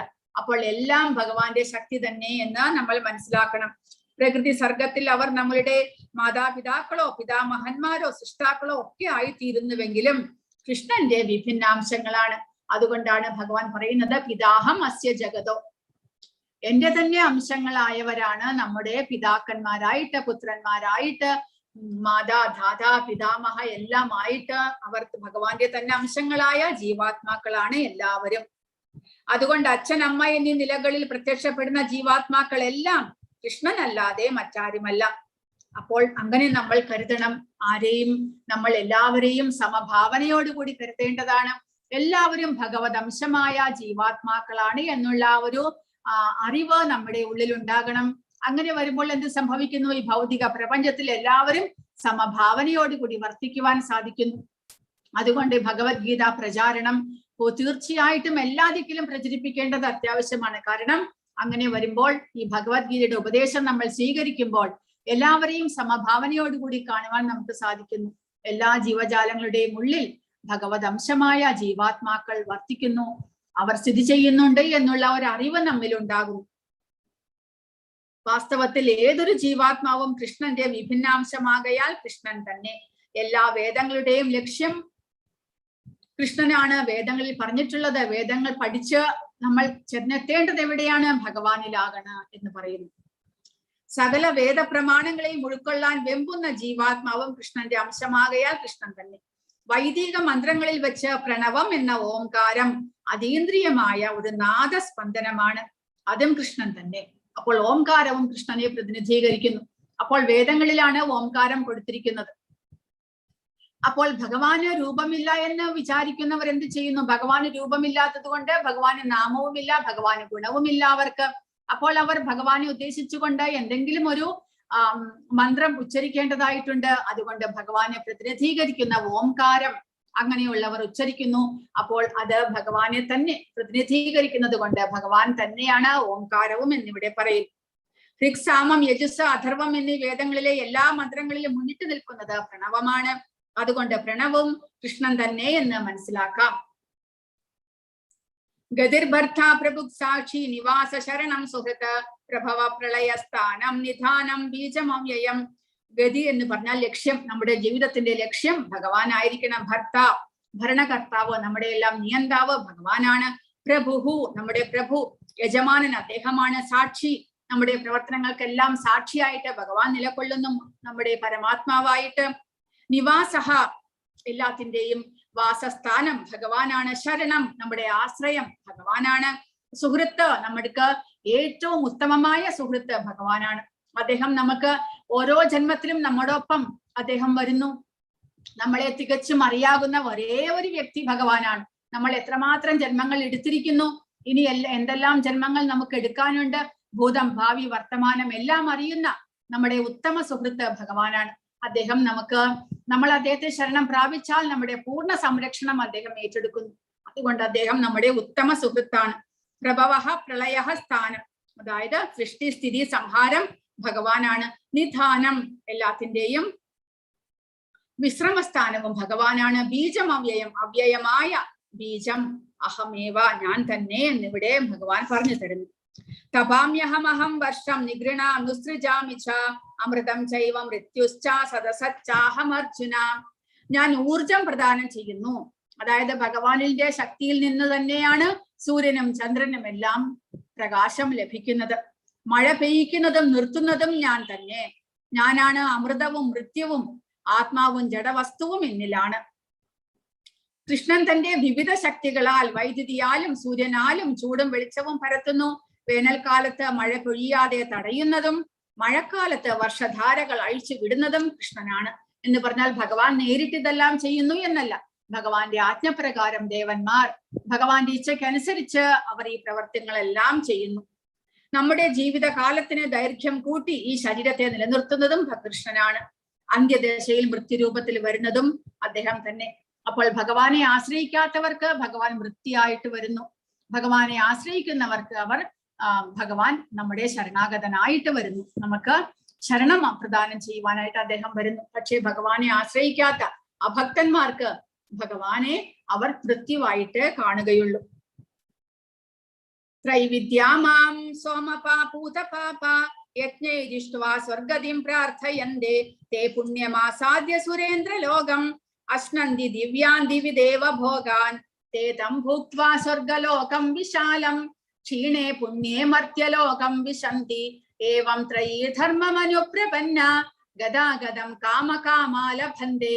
അപ്പോൾ ഭഗവാനെ ആരാധിക്കാതെ, ഭഗവാൻ കഴിഞ്ഞ അധ്യായങ്ങളിലും പറഞ്ഞു, ദേവന്മാരെ ആരാധിക്കുന്നവരുണ്ട്, പുണ്യം സമ്പാദിച്ച സ്വർഗലോകങ്ങളിൽ പോയിട്ട് വിശിഷ്ടമായ ഇന്ദ്രിയ സുഖഭോഗം അനുഭവിക്കണമെന്നുള്ളവർ. അതുപോലെ തന്നെ ഈ അധ്യായത്തിലും പറയുന്നു, ഭഗവാനെ ആരാധിക്കാതെ പുണ്യം സമ്പാദിക്കാനായിട്ട് ദേവന്മാരെ ആരാധിക്കുന്നവർ, അല്ലെങ്കിൽ വേദപഠനം ചെയ്ത് പുണ്യം സമ്പാദിക്കുന്നവർ, അവരെ കുറിച്ചാണ് ഭഗവാൻ പറയുന്നത്. സ്വർഗീയ സുഖങ്ങൾ കാക്ഷിച്ച് വേദപഠനം നടത്തുന്നവരും സോമപാനം ചെയ്യുന്നവരും മറ്റൊരു വിധത്തിൽ ഭജിക്കുന്നത് എന്നെയാകുന്നു. പാപഫലങ്ങളിൽ നിന്ന് മുക്തരായി പുണ്യലോകമായ ഇന്ദ്രന്റെ സ്വർഗത്തിൽ ജനിച്ച് അവർ ദിവ്യ സുഖങ്ങളെ അനുഭവിക്കുന്നു. പിന്നീടോ ഇങ്ങനെ സ്വർഗീയങ്ങളായ ഇന്ദ്രിയ സുഖങ്ങൾ ഒട്ടേറെ അനുഭവിച്ച് തങ്ങൾ ചെയ്ത പുണ്യകർമ്മങ്ങളുടെ ഫലമെല്ലാം നഷ്ടപ്പെടുമ്പോൾ അവർ ഈ നശ്വരമായ ഭൂമിയിലേക്ക് തിരിച്ചു വരുന്നു. വേദത്രയ പ്രമാണങ്ങളിൽ ഉറച്ചു നിൽക്കുന്ന സുഖാനുഭോഗാന്വേഷികൾക്ക് ജന്മമൃത്യു പരമ്പരയല്ലാതെ മറ്റൊന്നും കിട്ടാനില്ല. അപ്പോൾ ക്ഷീണേ പുണ്യേ മർത്യലോകം വിശന്തി. നമ്മൾ വേദപഠനം ചെയ്യുന്നതും യജ്ഞങ്ങൾ ചെയ്യുന്നതും ദാനം അനുഷ്ഠിക്കുന്നതും പല പല വ്രതങ്ങൾ അനുഷ്ഠിക്കുന്നതും എല്ലാം എന്തിനു വേണ്ടിയിട്ട്? അത് നമുക്ക് പുണ്യം പ്രദാനം ചെയ്യുന്നു, അത്രമാത്രം. ആ പുണ്യത്തിന്റെ ഫലം അനുഭവിക്കാനായിട്ട് നമ്മൾ സ്വർഗലോകത്തിൽ പോകേണ്ടി വരും. ആ സ്വർഗലോകത്തിൽ പോയിട്ട് അനേകം വർഷങ്ങൾ നമുക്ക് അവിടെ ഇന്ദ്രിയ സുഖഭോഗം അനുഭവിച്ചുകൊണ്ട് കഴിയാം. പക്ഷേ ക്ഷീണേ പുണ്യേ മർത്യലോകം വിശന്തി. ആ പുണ്യത്തിന്റെ അളവ് കഴിയുമ്പോൾ നമുക്ക് തിരിച്ച് ഭൂമിയിലേക്ക് വരണം. ഭൂമിയിൽ പിന്നീട് നമുക്ക് ഏത് ജന്മം ലഭിക്കുമെന്ന് അറിഞ്ഞുകൂടാ. ആ ജന്മത്തിൽ വീണ്ടും കർമ്മങ്ങൾ ചെയ്ത് നമ്മൾ പിന്നീട് ജന്മമൃത്യു പരമ്പരയിൽ ഭഗവാൻ പറയുന്നത് പോലെ ഗതാഗതം കാമകാമാലഭന്തേ. ഗതാഗതം, പോകുന്നു വരുന്നു, പോകുന്നു വരുന്നു, അങ്ങനെ നമ്മൾ ഓരോ ഗ്രഹങ്ങളിലായിട്ട് സഞ്ചരിച്ചു കൊണ്ടേയിരിക്കും. ആ ഒരു പുനർജന്മം നമുക്ക് തടയുവാനായിട്ട് സാധ്യമല്ല. പക്ഷേ ഭഗവാൻ പറയുന്നു, എന്നെ ആരാധിക്കുന്നവർ, അവർക്ക് ഭഗവാന്റെ സംരക്ഷണം തീർച്ചയായിട്ടും ഭഗവാൻ കൊടുക്കുന്നു. അനന്യാ ചിന്തയന്തോ മാം യേ ജനാ പരിഭാസതേ തേഷാം നിത്യാഭിയുക്താനാം യോഗക്ഷേമം വഹാമ്യഹം. എന്റെ ദിവ്യ രൂപത്തെ ധ്യാനിച്ചുകൊണ്ട് പൂർണ്ണമായ ഭക്തിയോടെ അനന്യാ ചിന്തയന്തോ മാം, വേറെ ഒരു ചിന്തയും ഇല്ലാതെ അനന്യമായ ചിന്തയോടുകൂടി ഭഗവാനെ മാത്രം ആരാധിക്കുന്നവർക്ക്, ആരാണോ എന്നെ എല്ലായ്പ്പോഴും ആരാധിക്കുന്നത്, അവർക്ക് വേണ്ടുന്നതെല്ലാം ഞാൻ നൽകും, അവർക്കുള്ളതെല്ലാം ഞാൻ നിലനിർത്തുകയും ചെയ്യും എന്ന് പറയുന്നു. യോഗക്ഷേമം വഹാമ്യഹം. ഞാൻ എന്നാണ് ഭഗവാൻ പറഞ്ഞിരിക്കുന്നത്, ഞാൻ അവരുടെ യോഗക്ഷേമത്തെ വഹിക്കുന്നു എന്ന്. അപ്പോൾ യോഗക്ഷേമം എന്ന് പറയുമ്പോൾ എന്താണ്? യോഗം എന്ന് പറഞ്ഞാൽ ഭഗവാനുമായിട്ട് അവർക്ക് ബന്ധപ്പെടാനുള്ള ആഗ്രഹമുണ്ട്. ഭഗവാനുമായിട്ട് ബന്ധപ്പെട്ട് ഭഗവാന്റെ ഭക്തിയുത സേവനങ്ങൾ ചെയ്യണമെന്നുള്ള ആഗ്രഹമുണ്ട്. അങ്ങനെയുള്ളവർക്ക് അവരുടെ ആഗ്രഹത്തെ ഭഗവാൻ സാധിപ്പിച്ചു കൊടുക്കുന്നു. ഭഗവാനുമായിട്ട് അവരെ ബന്ധിപ്പിക്കാനുള്ള എല്ലാ കണ്ണികളെയും ഭഗവാൻ കാണിച്ചു കൊടുക്കുന്നു. ആ യുക്തനായ ആചാര്യനെ ഭഗവാൻ അവർക്ക് കാണിച്ചു കൊടുക്കുന്നു. ആ ആചാര്യൻ മുഖേന അവർക്ക് ആ ഭഗവാനെ സേവിക്കാനുള്ള പ്രക്രിയകൾ, വഴികളെല്ലാം മനസ്സിലാകും. അങ്ങനെ ഭഗവാനെ ആരാധിച്ച് ഭഗവാനുമായിട്ട് ബന്ധപ്പെടാനുള്ള അവസരം ഭഗവാൻ ഉണ്ടാക്കി കൊടുക്കുന്നു. ക്ഷേമം എന്ന് പറഞ്ഞാലോ, അങ്ങനെ ഭക്തിയുത സേവനത്തിലൂടെ ഭഗവാനെ ആരാധിക്കുന്ന ഭക്തന്മാർക്ക് തിരിച്ച് ഭൗതികമായ ക്ലേശങ്ങളൊന്നും വരാത്ത വിധത്തിൽ ഭഗവാൻ അവർക്ക് സംരക്ഷണം കൊടുക്കുന്നു. ക്ഷേമം എന്ന് പറഞ്ഞാൽ ഭഗവാന്റെ സംരക്ഷണത്തിൽ എന്നർത്ഥം. ഭഗവാന്റെ കരുണ കൊണ്ട് അവർക്ക് ഭൗതികമായ ക്ലേശങ്ങളൊന്നും വരാത്ത വിധത്തിൽ അവർ സുരക്ഷിതരായിട്ടിരിക്കുന്നു എന്നർത്ഥം.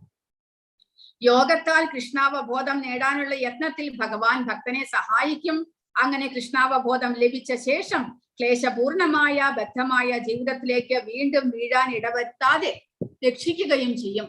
അതെല്ലാം ഭഗവാൻ സ്വയം ചെയ്യുമെന്നാണ് ഭഗവാൻ പറയുന്നത്. ആ ഭക്തന്മാരുടെ സംരക്ഷണം ഭഗവാൻ സ്വയം ഏറ്റെടുക്കുന്നു. അതാണ് ഭഗവാനെ ഭക്തവത്സലൻ എന്ന് നമ്മൾ വിളിക്കുന്നത്.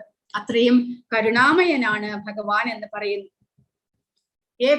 ദേവതാ ഭക്ത യജന്തേ ശ്രദ്ധയാൻവിതാഃ തേപി മാമേവ കൗന്ദേയ യജന്ത്യവിധിപൂർവകം. പക്ഷേ ഭഗവാൻ പറയുന്നു, മറ്റു ദേവന്മാരുടെ ഭക്തന്മാരും വിശ്വാസപൂർവം അവരെ ഉപാസിക്കുന്നവരും വാസ്തവത്തിൽ എന്നെ തന്നെയാണ് ഉപാസിക്കുന്നത്. എന്നാൽ അവരങ്ങനെ ചെയ്യുന്നത് വിധിപ്രകാരമല്ല. അതായത് ദേവന്മാരുടെ ഹൃദയത്തിലും വസിക്കുന്ന പരമാത്മാവാണ്. ദേവന്മാരെ നമ്മൾ ആരാധിക്കുമ്പോൾ നമുക്ക് വേണ്ടുന്ന അനുഗ്രഹമെല്ലാം തരുവാനായിട്ട് ആ ദേവന്മാരെ പ്രേരിപ്പിക്കുന്നത് ആ ദേവന്മാരുടെ ഹൃദയത്തിൽ വസിക്കുന്ന പരമാത്മാവാണ്. പരമാത്മാവിന്റെ അനുമതിയില്ലാതെ നമുക്ക് പ്രവർത്തിക്കാനാവില്ല എന്നതുപോലെ തന്നെ ദേവന്മാർക്കും പ്രവർത്തിക്കാനാവില്ല.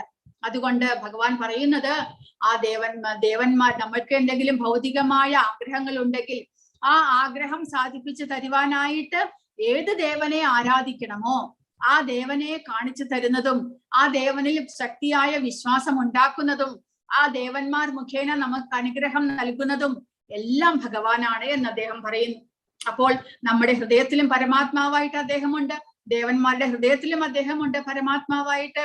അപ്പോൾ നമുക്ക് ആ ദേവന്മാരെ കാണിച്ചു തന്ന് അവരിൽ വിശ്വാസം ഉളവാക്കി അവരെ ആരാധിച്ച് അവർ മുഖേന നമുക്ക് അനുഗ്രഹം നൽകുന്നത് ഭഗവാനാണ്. പക്ഷേ അത് വിധിപ്രകാരമല്ല എന്ന്. കാരണം എന്താണ്? അടുത്ത ശ്ലോകത്തിൽ ഭഗവാൻ പറയുന്നുണ്ട് എന്തുകൊണ്ട് ദേവന്മാരുടെ ആരാധന വിധിപ്രകാരമല്ല. അഹം ഹി സർവയജ്ഞാനാം ഭോക്താ ച പ്രഭുരേവ ച നതു മാം അഭിജാനന്തി തത്വേനാദസ്യ വന്ദിതേ. കാരണം സർവയജ്ഞങ്ങളുടെയും ഭോക്താവും നാഥനും ഞാൻ മാത്രമാണ് എന്ന് ഭഗവാൻ പറയുന്നു.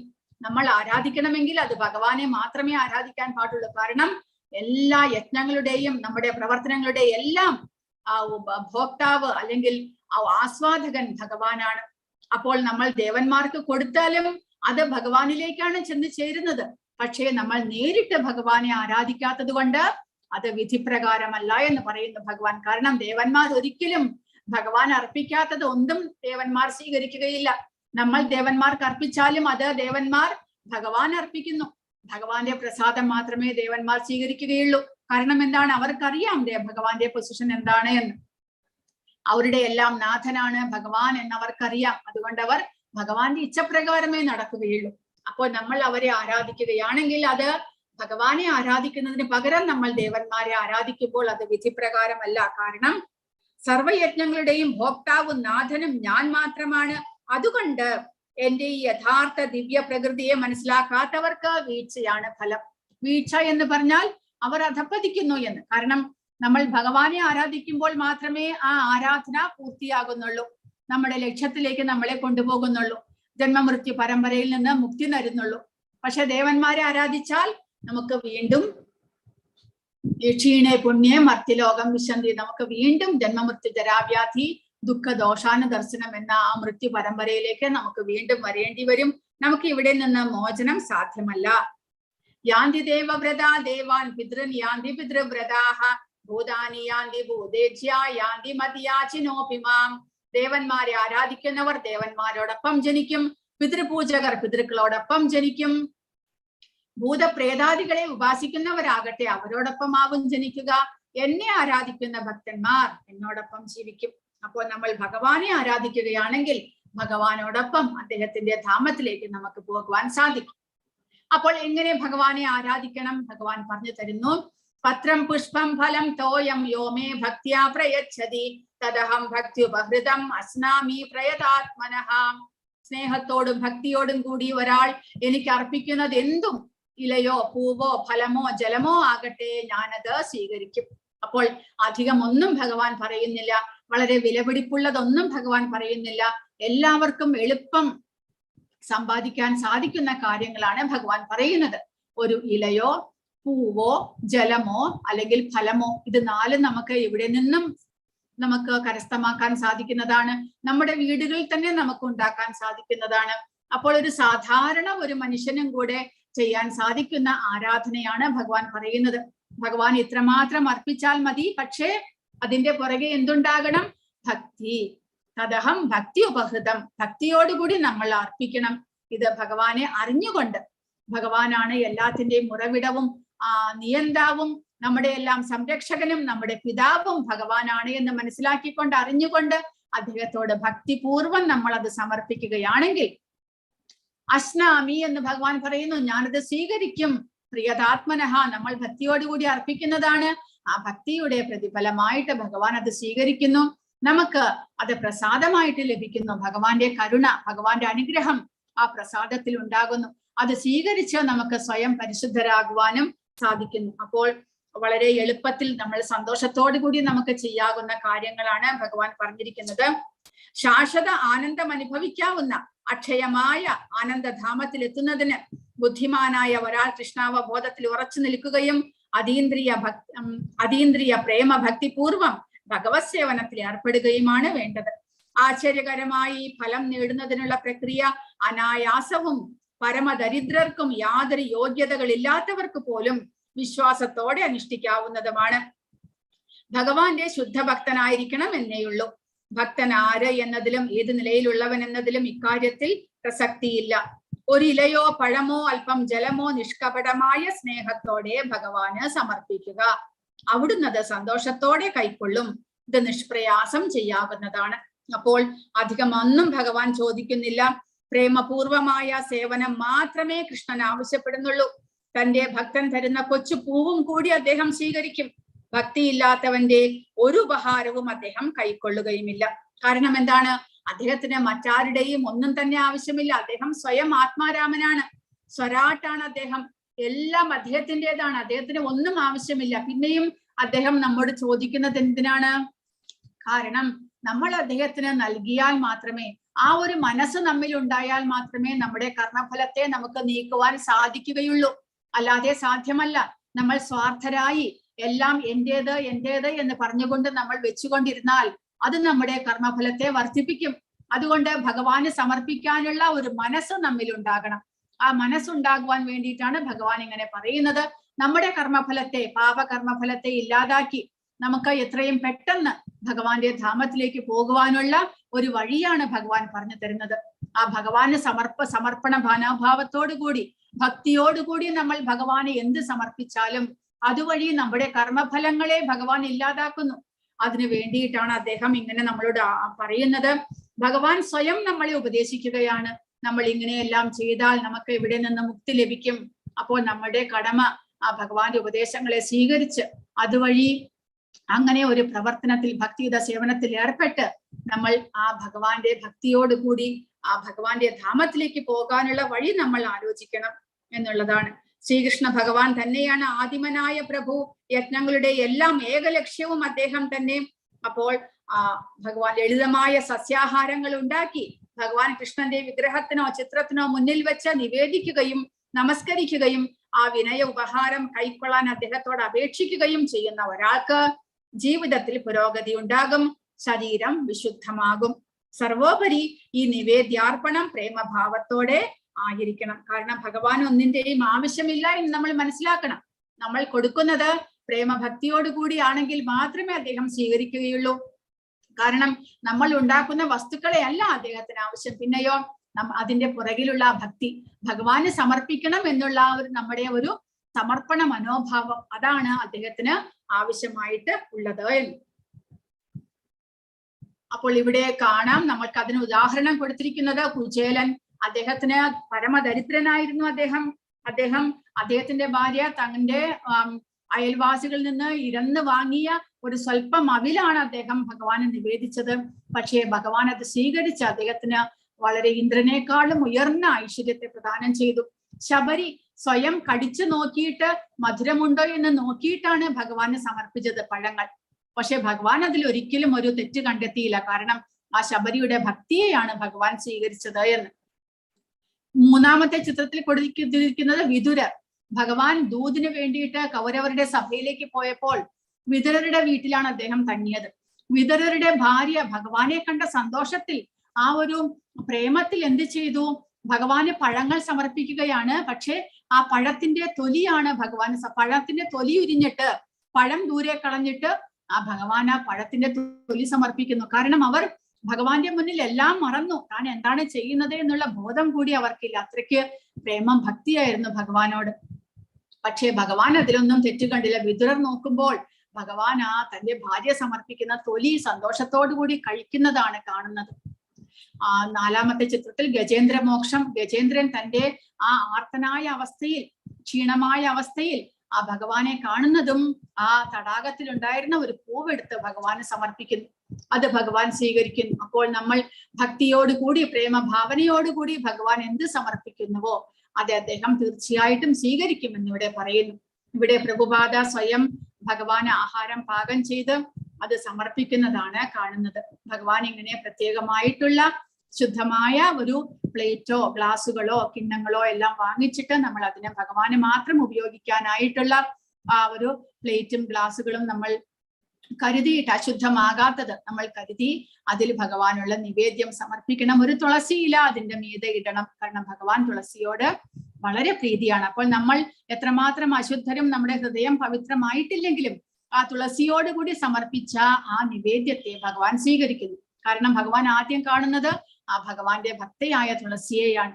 അപ്പോൾ ഭഗവാൻ തീർച്ചയായിട്ടും അത് സ്വീകരിക്കുന്നു എന്ന് പറയും. യത് കരോഷി യത് സ്നാസി യജ്ജുഹോഷി ദദാസി യത് തപസ്യസി കൗന്ദേയ തത്കുരുശ്രമദർപ്പണം. നീ എന്ത് ചെയ്യുന്നുവോ, എന്ത് നിവേദിക്കുന്നുവോ, ഭക്ഷിക്കുന്നുവോ, എന്ത് ദാനം ചെയ്യുന്നുവോ, എന്ത് തപശ്ചര്യകൾ അനുഷ്ഠിക്കുന്നുവോ കുന്തിപുത്ര, അതെല്ലാം എനിക്കായി അർപ്പിച്ചുകൊണ്ട് ചെയ്യുക. എന്തിനു വേണ്ടിയിട്ട് എന്ന് ഭഗവാൻ അടുത്ത ശ്ലോകത്തിൽ പറയുന്നു.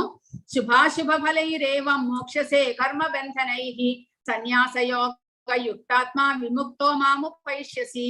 ഇങ്ങനെ കർമ്മബന്ധങ്ങളിൽ നിന്നും തജ്ജന്യങ്ങളായ ഗുണദോഷ ഫലങ്ങളിൽ നിന്നും നിനക്ക് സ്വതന്ത്രനാകാം.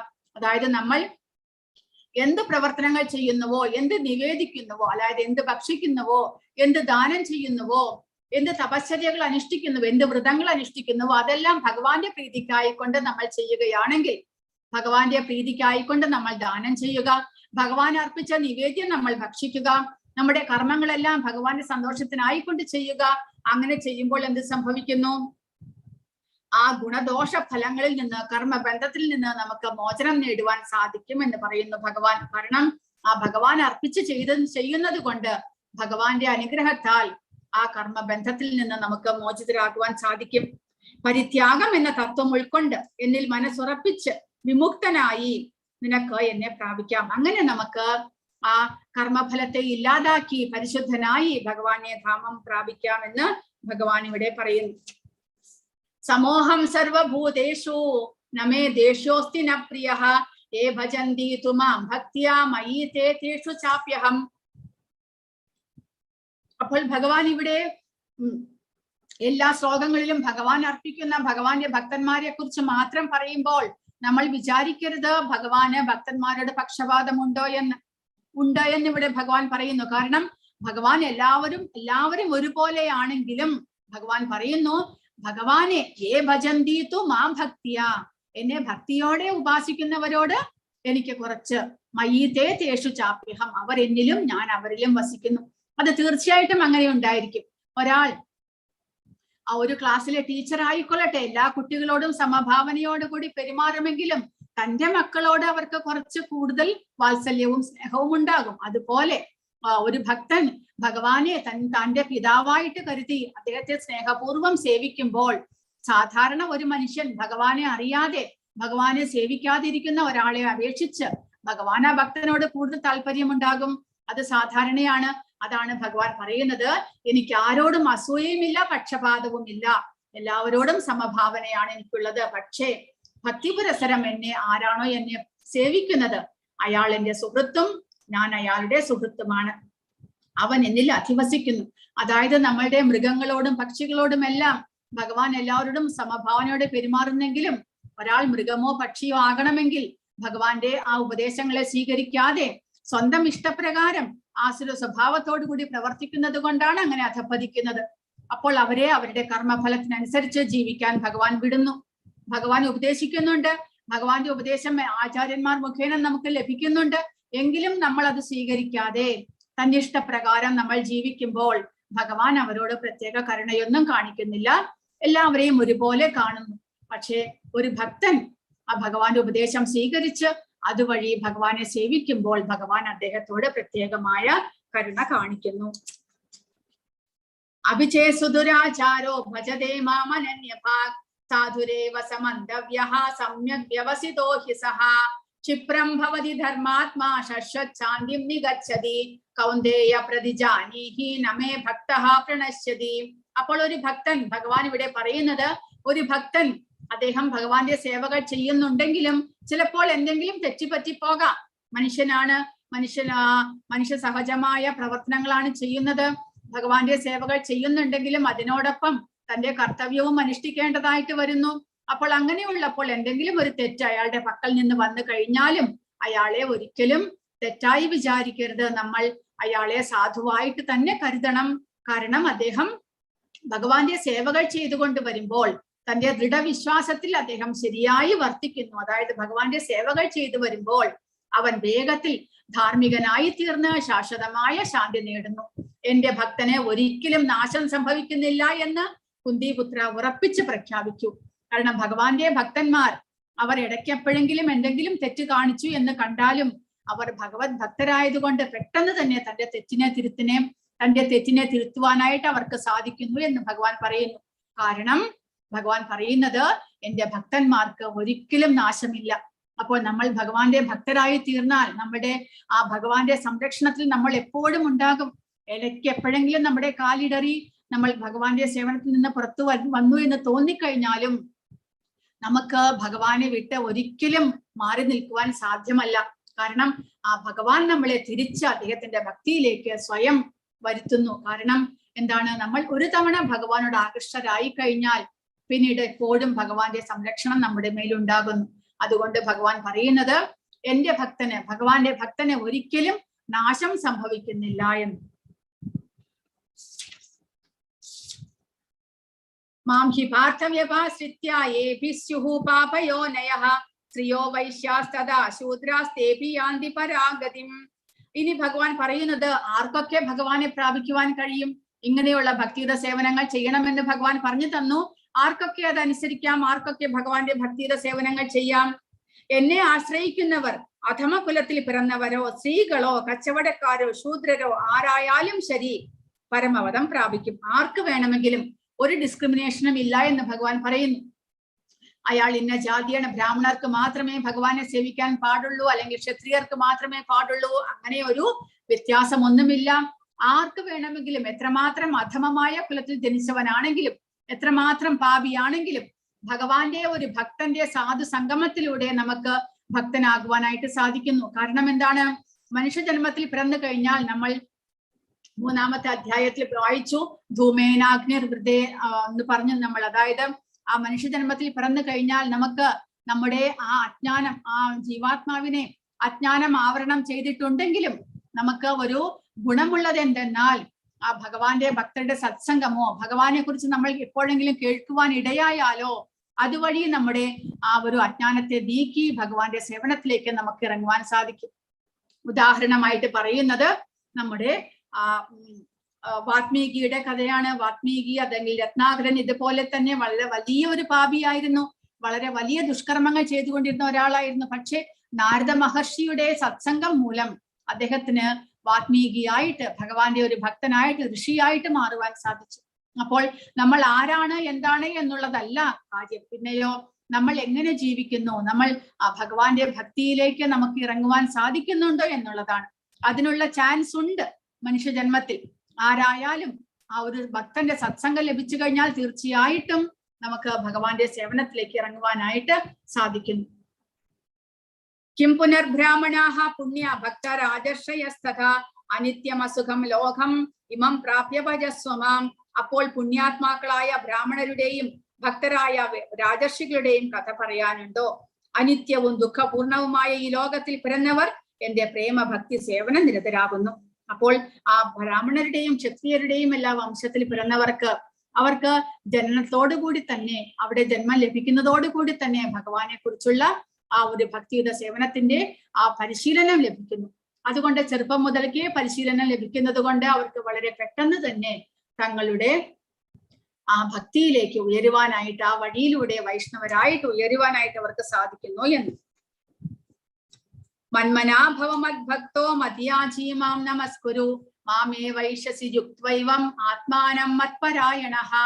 എന്നിൽ മനസ്സുറപ്പിക്കുക, ഭക്തനാവുക, എന്നെ ആരാധിക്കുകയും പ്രണമിക്കുകയും ചെയ്യുക. എന്നിൽ തന്നെ പൂർണ്ണമായി മുഴുകിയിരിക്കുന്നത് കൊണ്ട് നീ തീർച്ചയായും എന്നെ പ്രാപിക്കും. അപ്പോൾ ഭഗവാൻ ഉറപ്പു തരുന്നു, നമ്മൾ ഭഗവാന്റെ ഈ ഉപദേശങ്ങളെ സ്വീകരിച്ചു കഴിഞ്ഞാൽ തീർച്ചയായിട്ടും നമുക്ക് ഭഗവാന്റെ പരമപദം പ്രാപിക്കുവാൻ സാധിക്കും. ഭഗവാനിൽ മനസ്സുറപ്പിക്കുക. അതിനു വേണ്ടിയിട്ട് ശ്രവണം, കീർത്തനം മുതലായ 9 നവവിധ ഭക്തിയുത സേവനങ്ങൾ നമ്മൾ ചെയ്യണം. ആ ഭഗവാന്റെ സേവനങ്ങൾ ചെയ്ത് നമ്മുടെ മനസ്സിൽ ഉള്ള മാലിന്യമെല്ലാം പോയി കഴിഞ്ഞാൽ നമുക്ക് തീർച്ചയായിട്ടും നമ്മുടെ ഇന്ദ്രിയങ്ങളെയും മനസ്സിനെയും ഭഗവാന്റെ സേവനത്തിൽ ഉറപ്പിച്ചു നിർത്തുവാൻ സാധിക്കും. അങ്ങനെ ഭഗവാന്റെ ഭക്തനാകുവാൻ സാധിക്കും. ഭഗവാനെ പിന്നീട് ആരാധിക്കുകയും പ്രണമിക്കുകയും ചെയ്യുക. എന്നിൽ തന്നെ പൂർണ്ണമായി ഭഗവാനിൽ തന്നെ ഭഗവാന്റെ സേവനങ്ങൾ പൂർണ്ണമായിട്ടും നമ്മൾ 24 മണിക്കൂറും ഭഗവാനെ സ്മരിച്ചുകൊണ്ട് ഭഗവാന്റെ ഓരോരോ സേവനങ്ങൾ ചെയ്തു വരുന്നത് കൊണ്ട് നമുക്ക് ഭഗവാനെ പ്രാപിക്കുവാനായിട്ട് സാധിക്കും എന്ന് പറയുന്നു. കൃഷ്ണകഥകളുടെ ശ്രവണം, കീർത്തനം മുതലായ 9 പ്രക്രിയകളിൽ ഏർപ്പെടണം. ഭക്തിഭരിതമായ ഭഗവത് സേവനമാണ് മനുഷ്യവർഗത്തിന്റെ അത്യുത്കൃഷ്ടമായ നേട്ടം. വിഗ്രഹത്തിന് മുന്നിൽ തല കുനിക്കുകയും തന്റെ ശരീരത്തെയും മനസ്സിനെയും കർമ്മങ്ങളെയും എല്ലാം കൃഷ്ണാർപ്പണമായി തീർക്കുകയും വേണം. അങ്ങനെ വ്യതിചലിക്കാനാവാത്ത വിധം കൃഷ്ണനിൽ സ്വയം ഒഴുകിയിരിക്കുവാൻ കഴിയും. ഇത് കൃഷ്ണലോകപ്രാപ്തിക്ക് സഹായിക്കും. ബുദ്ധിമാനായ മനുഷ്യൻ നേരെ കൃഷ്ണാവബോധ പ്രക്രിയയിൽ ഏർപ്പെടുകയാണ് വേണ്ടത്. അങ്ങനെ ചെയ്താൽ ഈ ഭൗതിക ലോകത്തിലും അയാൾക്ക് സന്തുഷ്ടനായി ജീവിക്കാം. അവസാനം കൃഷ്ണന്റെ ഉത്കൃഷ്ട ഉപഹാരം നേടുകയും ആകാം. കൃഷ്ണന്റെ ഉത്കൃഷ്ട ഉപഹാരം എന്ന് പറഞ്ഞാൽ ആ ഭഗവാന്റെ ധാമത്തിലേക്ക് നമുക്ക് പോകുവാനും സാധിക്കും. അതിനാദ്യമായിട്ട് വേണ്ടത് ഹരേ കൃഷ്ണ മഹാമന്ത്രം ജപിച്ചുകൊണ്ട് നമ്മൾ ആ ഭക്തിയുടെ സേവനത്തിലേക്ക് ഇറങ്ങുക. ഓരോ ദിവസവും ഒരു മാലയാണെങ്കിലും ഹരേ കൃഷ്ണ 108 തവണയാണെങ്കിലും ഹരേ കൃഷ്ണ മഹാമന്ത്രം ജപിക്കുവാൻ എല്ലാവരും ശ്രദ്ധിക്കുക.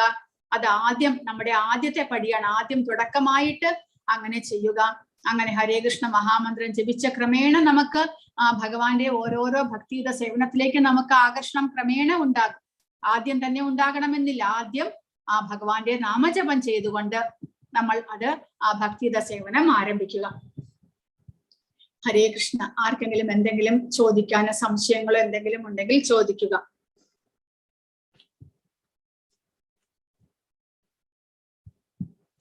ഹരേ കൃഷ്ണ. അപ്പോൾ ഭാഗവതത്തിൽ ഇതിനെക്കുറിച്ച് ഒരു 2ാമത്തെ അധ്യായത്തിൽ ഇതിനെക്കുറിച്ച് കൊടുത്തിട്ടുണ്ട്. ഭഗവാന്റെ ഭക്തനാകുന്നത് എങ്ങനെയാണെന്ന്.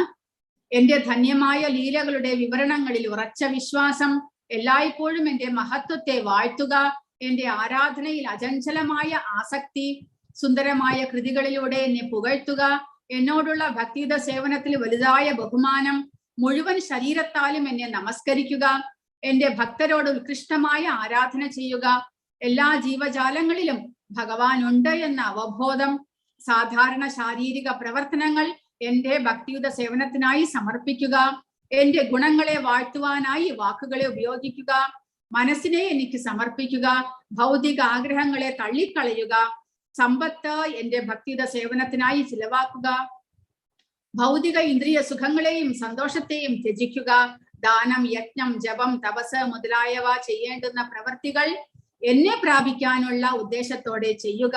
ഇതെല്ലാമാണ് ശരിയായ ധർമ്മം എന്ന് പറയുന്നു. ഇതിനാൽ എനിക്ക് ശരണാഗതനായ മനുഷ്യരിൽ സ്വാഭാവികമായി എന്നോടുള്ള പ്രേമം ഉരുത്തിരിയുന്നു. എന്റെ ഭക്തന് ഇതല്ലാതെ ജീവിതത്തിൽ പ്രേര ലക്ഷ്യമില്ല. അപ്പോൾ നമ്മൾ ചെയ്യേണ്ടതായിട്ടുള്ള ധർമ്മമാണ് ഭഗവാൻ ഇവിടെ കൊടുത്തത്. എന്തെല്ലാം പ്രവർത്തികൾ നമ്മൾ ചെയ്യുന്നുണ്ടോ അതെല്ലാം ഭഗവതർപ്പിതമായിട്ട് നമ്മൾ ചെയ്യുന്നത് വഴി നമ്മുടെ ജീവിതത്തെ ഇതേപോലെ ഭക്തിയുത ജീവിതമായിട്ട് നമുക്ക് മാറ്റുവാനായിട്ട് സാധിക്കുന്നു. ഹരേ കൃഷ്ണ. ആർക്കെങ്കിലും എന്തെങ്കിലും സംശയമോ ചോദ്യങ്ങളോ എന്തെങ്കിലും ഉണ്ടെങ്കിൽ ചോദിക്കുക. ഹരേ കൃഷ്ണ. ഒന്നും തന്നെയില്ല. അപ്പോൾ ആരെല്ലാം ഹരേ കൃഷ്ണ മഹാമന്ത്രം ജപിക്കുവാനായിട്ട് ആരംഭിച്ചിരിക്കുന്നു? ഒരു മാലയെങ്കിലും ആരെങ്കിലും തുടങ്ങിയിട്ടുണ്ടോ? ഒരു മാല എന്ന് പറഞ്ഞാൽ മാലയില്ലാത്തവർക്ക് 108 തവണ കൈകൊണ്ടും ജപിക്കാം. മാല ഉപയോഗിക്കുന്നത് നമ്മൾ ഒന്നിൽ കൂടുതൽ ജപിക്കാൻ ആരംഭിക്കുമ്പോൾ നമ്മൾ ആ മാലയുടെ ആവശ്യം വരും. കാരണം എണ്ണാൻ കൈകൊണ്ട് ജപിക്കുമ്പോൾ നമുക്ക് എണ്ണി തിട്ടപ്പെടുത്താൻ കഴിയുകയില്ല. അതുകൊണ്ട് നമ്മൾ മാല ഉപയോഗിക്കുന്നു. മോഹനകുമാരൻ പറയൂ, അൺമ്യൂട്ട് ചെയ്യൂ. ഹരേ കൃഷ്ണ. മാല ജപിക്കുന്നു. ഓ, വളരെ നന്നായി. ഹരേ കൃഷ്ണ. വേറെ ആരുടെയും മറുപടി വന്നില്ല. ചാറ്റ് ജപിക്കുന്നുണ്ട്. സന്ധ്യ കിഷോർ, രശ്മി തുടങ്ങി. ദീപായസ് 16 മാല ജപിക്കുന്നുണ്ട്. Oh, very good. Radhika Krishnakumar, KG Ramadevi, വളരെ വളരെ നന്നായി. ഇത്രയും ആളുകൾ ജപിക്കുന്നുണ്ട്. വളരെ വളരെ നന്നായി.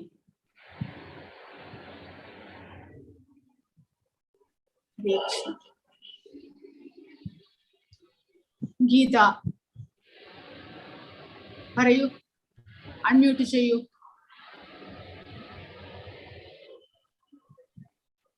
ഗീത മാതാജി അൺമ്യൂട്ട് ചെയ്യൂ. ഞാൻ അൺമ്യൂട്ട് ചെയ്തിട്ടുണ്ട്. ഹരേ കൃഷ്ണ ഹരേ മാതാജി. കൃഷ്ണ പറയൂ. ഞാനും ഇന്ന് മുതൽ ജപിക്കാൻ തുടങ്ങി. ഇന്ന് 3 മാല ജപിച്ചു. ഓ, വളരെ നന്നായി.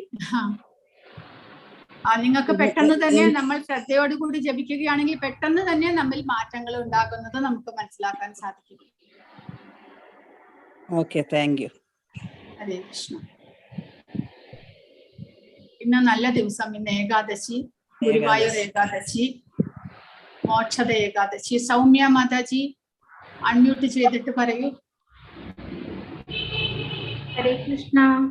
ഹരേ കൃഷ്ണ മാതാജി പറയൂ. മാതാജി, ഞാന് ഇടയ്ക്കല്ല മിക്കപ്പോഴും മനസ്സിൽ മാത്രം ഇങ്ങനെ ചൊല്ലുള്ളൂ, എണ്ണം പിടിക്കാറില്ല. എപ്പോഴും ഇങ്ങനെ ഹരേ രാമ എപ്പോഴും ഇങ്ങനെ മനസ്സിൽ പറയാറുണ്ട്. മനസ്സിൽ പറയുന്നതിനേക്കാൾ കൂടുതൽ നമ്മൾ ശബ്ദം എടുത്ത ചുണ്ടിലൂടെ പറയണം. അപ്പോഴത് നമ്മളുടെ ചെവിയിൽ ചെറുത് നമ്മൾ മന്ത്രിക്കുന്നത് പോലെയാണെങ്കിൽ കൂടെ ചെവിയിൽ കേൾക്കുന്ന വിധത്തിൽ അത്രയും ചെറിയ സൗണ്ടിൽ പറഞ്ഞാൽ മതി.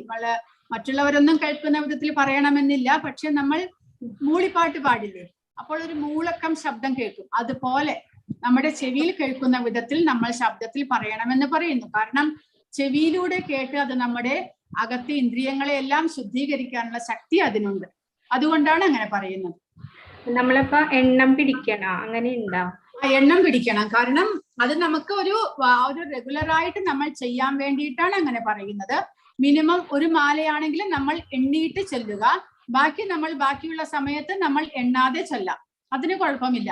പക്ഷെ ഇതൊരു ഭഗവാനോട് ഞാൻ ദിവസവും ഒരു മാല ഭഗവാനോട് നമ്മൾ പ്രോമിസ് ചെയ്യുകയാണ്. ഞാൻ ദിവസവും ഒരു മാല ഹരേ കൃഷ്ണ മഹാമന്ത്രം ഭഗവാന്റെ സന്തോഷത്തിനായിട്ട് നമ്മൾ അത്രയെങ്കിലും ചെയ്യുന്നു എന്ന് നമ്മൾ ഭഗവാനെ അറിയിക്കുക. അങ്ങനെ ഭഗവാനെ അറിയിപ്പിച്ചുകൊണ്ട് ഒരു മാല നമ്മൾ ദിവസവും ചെല്ലുക. എണ്ണാതെ പിന്നെ നമ്മൾ ജോലി ചെയ്യുന്ന സമയത്തെല്ലാം എണ്ണാതെ നമുക്ക് ചൊല്ലിക്കൊണ്ടിരിക്കാം. അതിന് കുഴപ്പമില്ല. മനസ്സിലായി. Thank you Mataji. ഹരേ കൃഷ്ണ. ഹരേ കൃഷ്ണ. സന്ധ്യ മാതാജി. ഹരേ കൃഷ്ണ മാതാജി. ഹരേ കൃഷ്ണ. ഞാനും 16 മാല ജപിക്കാറുണ്ട്. ഒരു 6 മാസമായിട്ട് ജപിക്കണോ. ഇന്ന് ഏകാദശി വ്രതം എടുത്തിട്ടുണ്ട്. നല്ലതായിട്ട് എടുത്തു. ഒരു പ്രോബ്ലം ഒന്നും വന്നിട്ടില്ല. ഇതുവരെ ഒന്നും കഴിക്കാനും തോന്നിയിട്ടില്ല. ഒന്നും കഴിച്ചിട്ടില്ല മാതാജി. ഒന്നും അങ്ങനെ ചെയ്യണ്ട. കാരണം ആദ്യം ചെയ്യുമ്പോ നമുക്ക് അങ്ങനെ തോന്നില്ല. പക്ഷെ ഇല്ല, ഞാന് കുറേയായി മാതാജി. ഏകാദശി മാസത്തിൽ 2 എടുക്കാറുണ്ട്. എടുക്കാൻ പറ്റുന്ന എല്ലാ ഏകാദശിയും എടുക്കാറുണ്ട്. ഒന്നും കഴിക്കാതെ എടുക്കാറുണ്ട്. പ്രോബ്ലം ഒന്നും വന്നിട്ടില്ല. അപ്പൊ നിങ്ങളൊക്കെ ഗുരുവായൂർ ഇസ്കോണിന്റെ ഇത് കേട്ടിട്ടാണോ ഇത് 16 റൗണ്ട് ഗുരുവായൂർ ഇസ്കോണിന്റെ ഇതിലുണ്ട് മാതാജി. സൗത്ത് വൃന്ദാവൻ ഉണ്ട്. ഇന്ന് ഭഗവത്ഗീത കംപ്ലീറ്റ് കേട്ടു. ഫുൾ ക്ലാസ് ഉണ്ടായിരുന്നു. ഫുൾ ഫിനിഷ് ആയിട്ടുണ്ട്. അതും കേട്ടിരുന്നു. ഇന്ന് ഉപവസിച്ചു ഭഗവാന്റെ കൂടെ തന്നെ ഉണ്ടായി. ഫുൾ ടൈം ഭഗവത്ഗീതയിലുണ്ടായി. വളരെ ഹരേ കൃഷ്ണ. ഹരേ കൃഷ്ണ. ഹരേ കൃഷ്ണ. ഹരേ കൃഷ്ണ. ഹരേ കൃഷ്ണ. വളരെ നന്നായി. ഹരേ കൃഷ്ണ. ഇങ്ങനെ തന്നെ നിർത്താതെ നമ്മൾ ഇങ്ങനെ തുടരെ ഭക്തിയിലേക്ക് നമ്മൾ മുന്നേറണം എന്ന് ആഗ്രഹിക്കുകയാണ്. ഹരേ കൃഷ്ണ. ഗ്രന്ഥരാ ശ്രീമദ് ഭഗവത്ഗീത की जय. श्रील प्रभुपाद की जय. वांछा कल्पतरुभ्यश्च कृपा सिन्धुभ्येव च पतितानां पावनेभ्यो वैष्णवेभ्यो नमो नमः. अनंत कोटि वैष्णव वृंद की जय. श्रील प्रभुपाद की जय. हरे कृष्ण.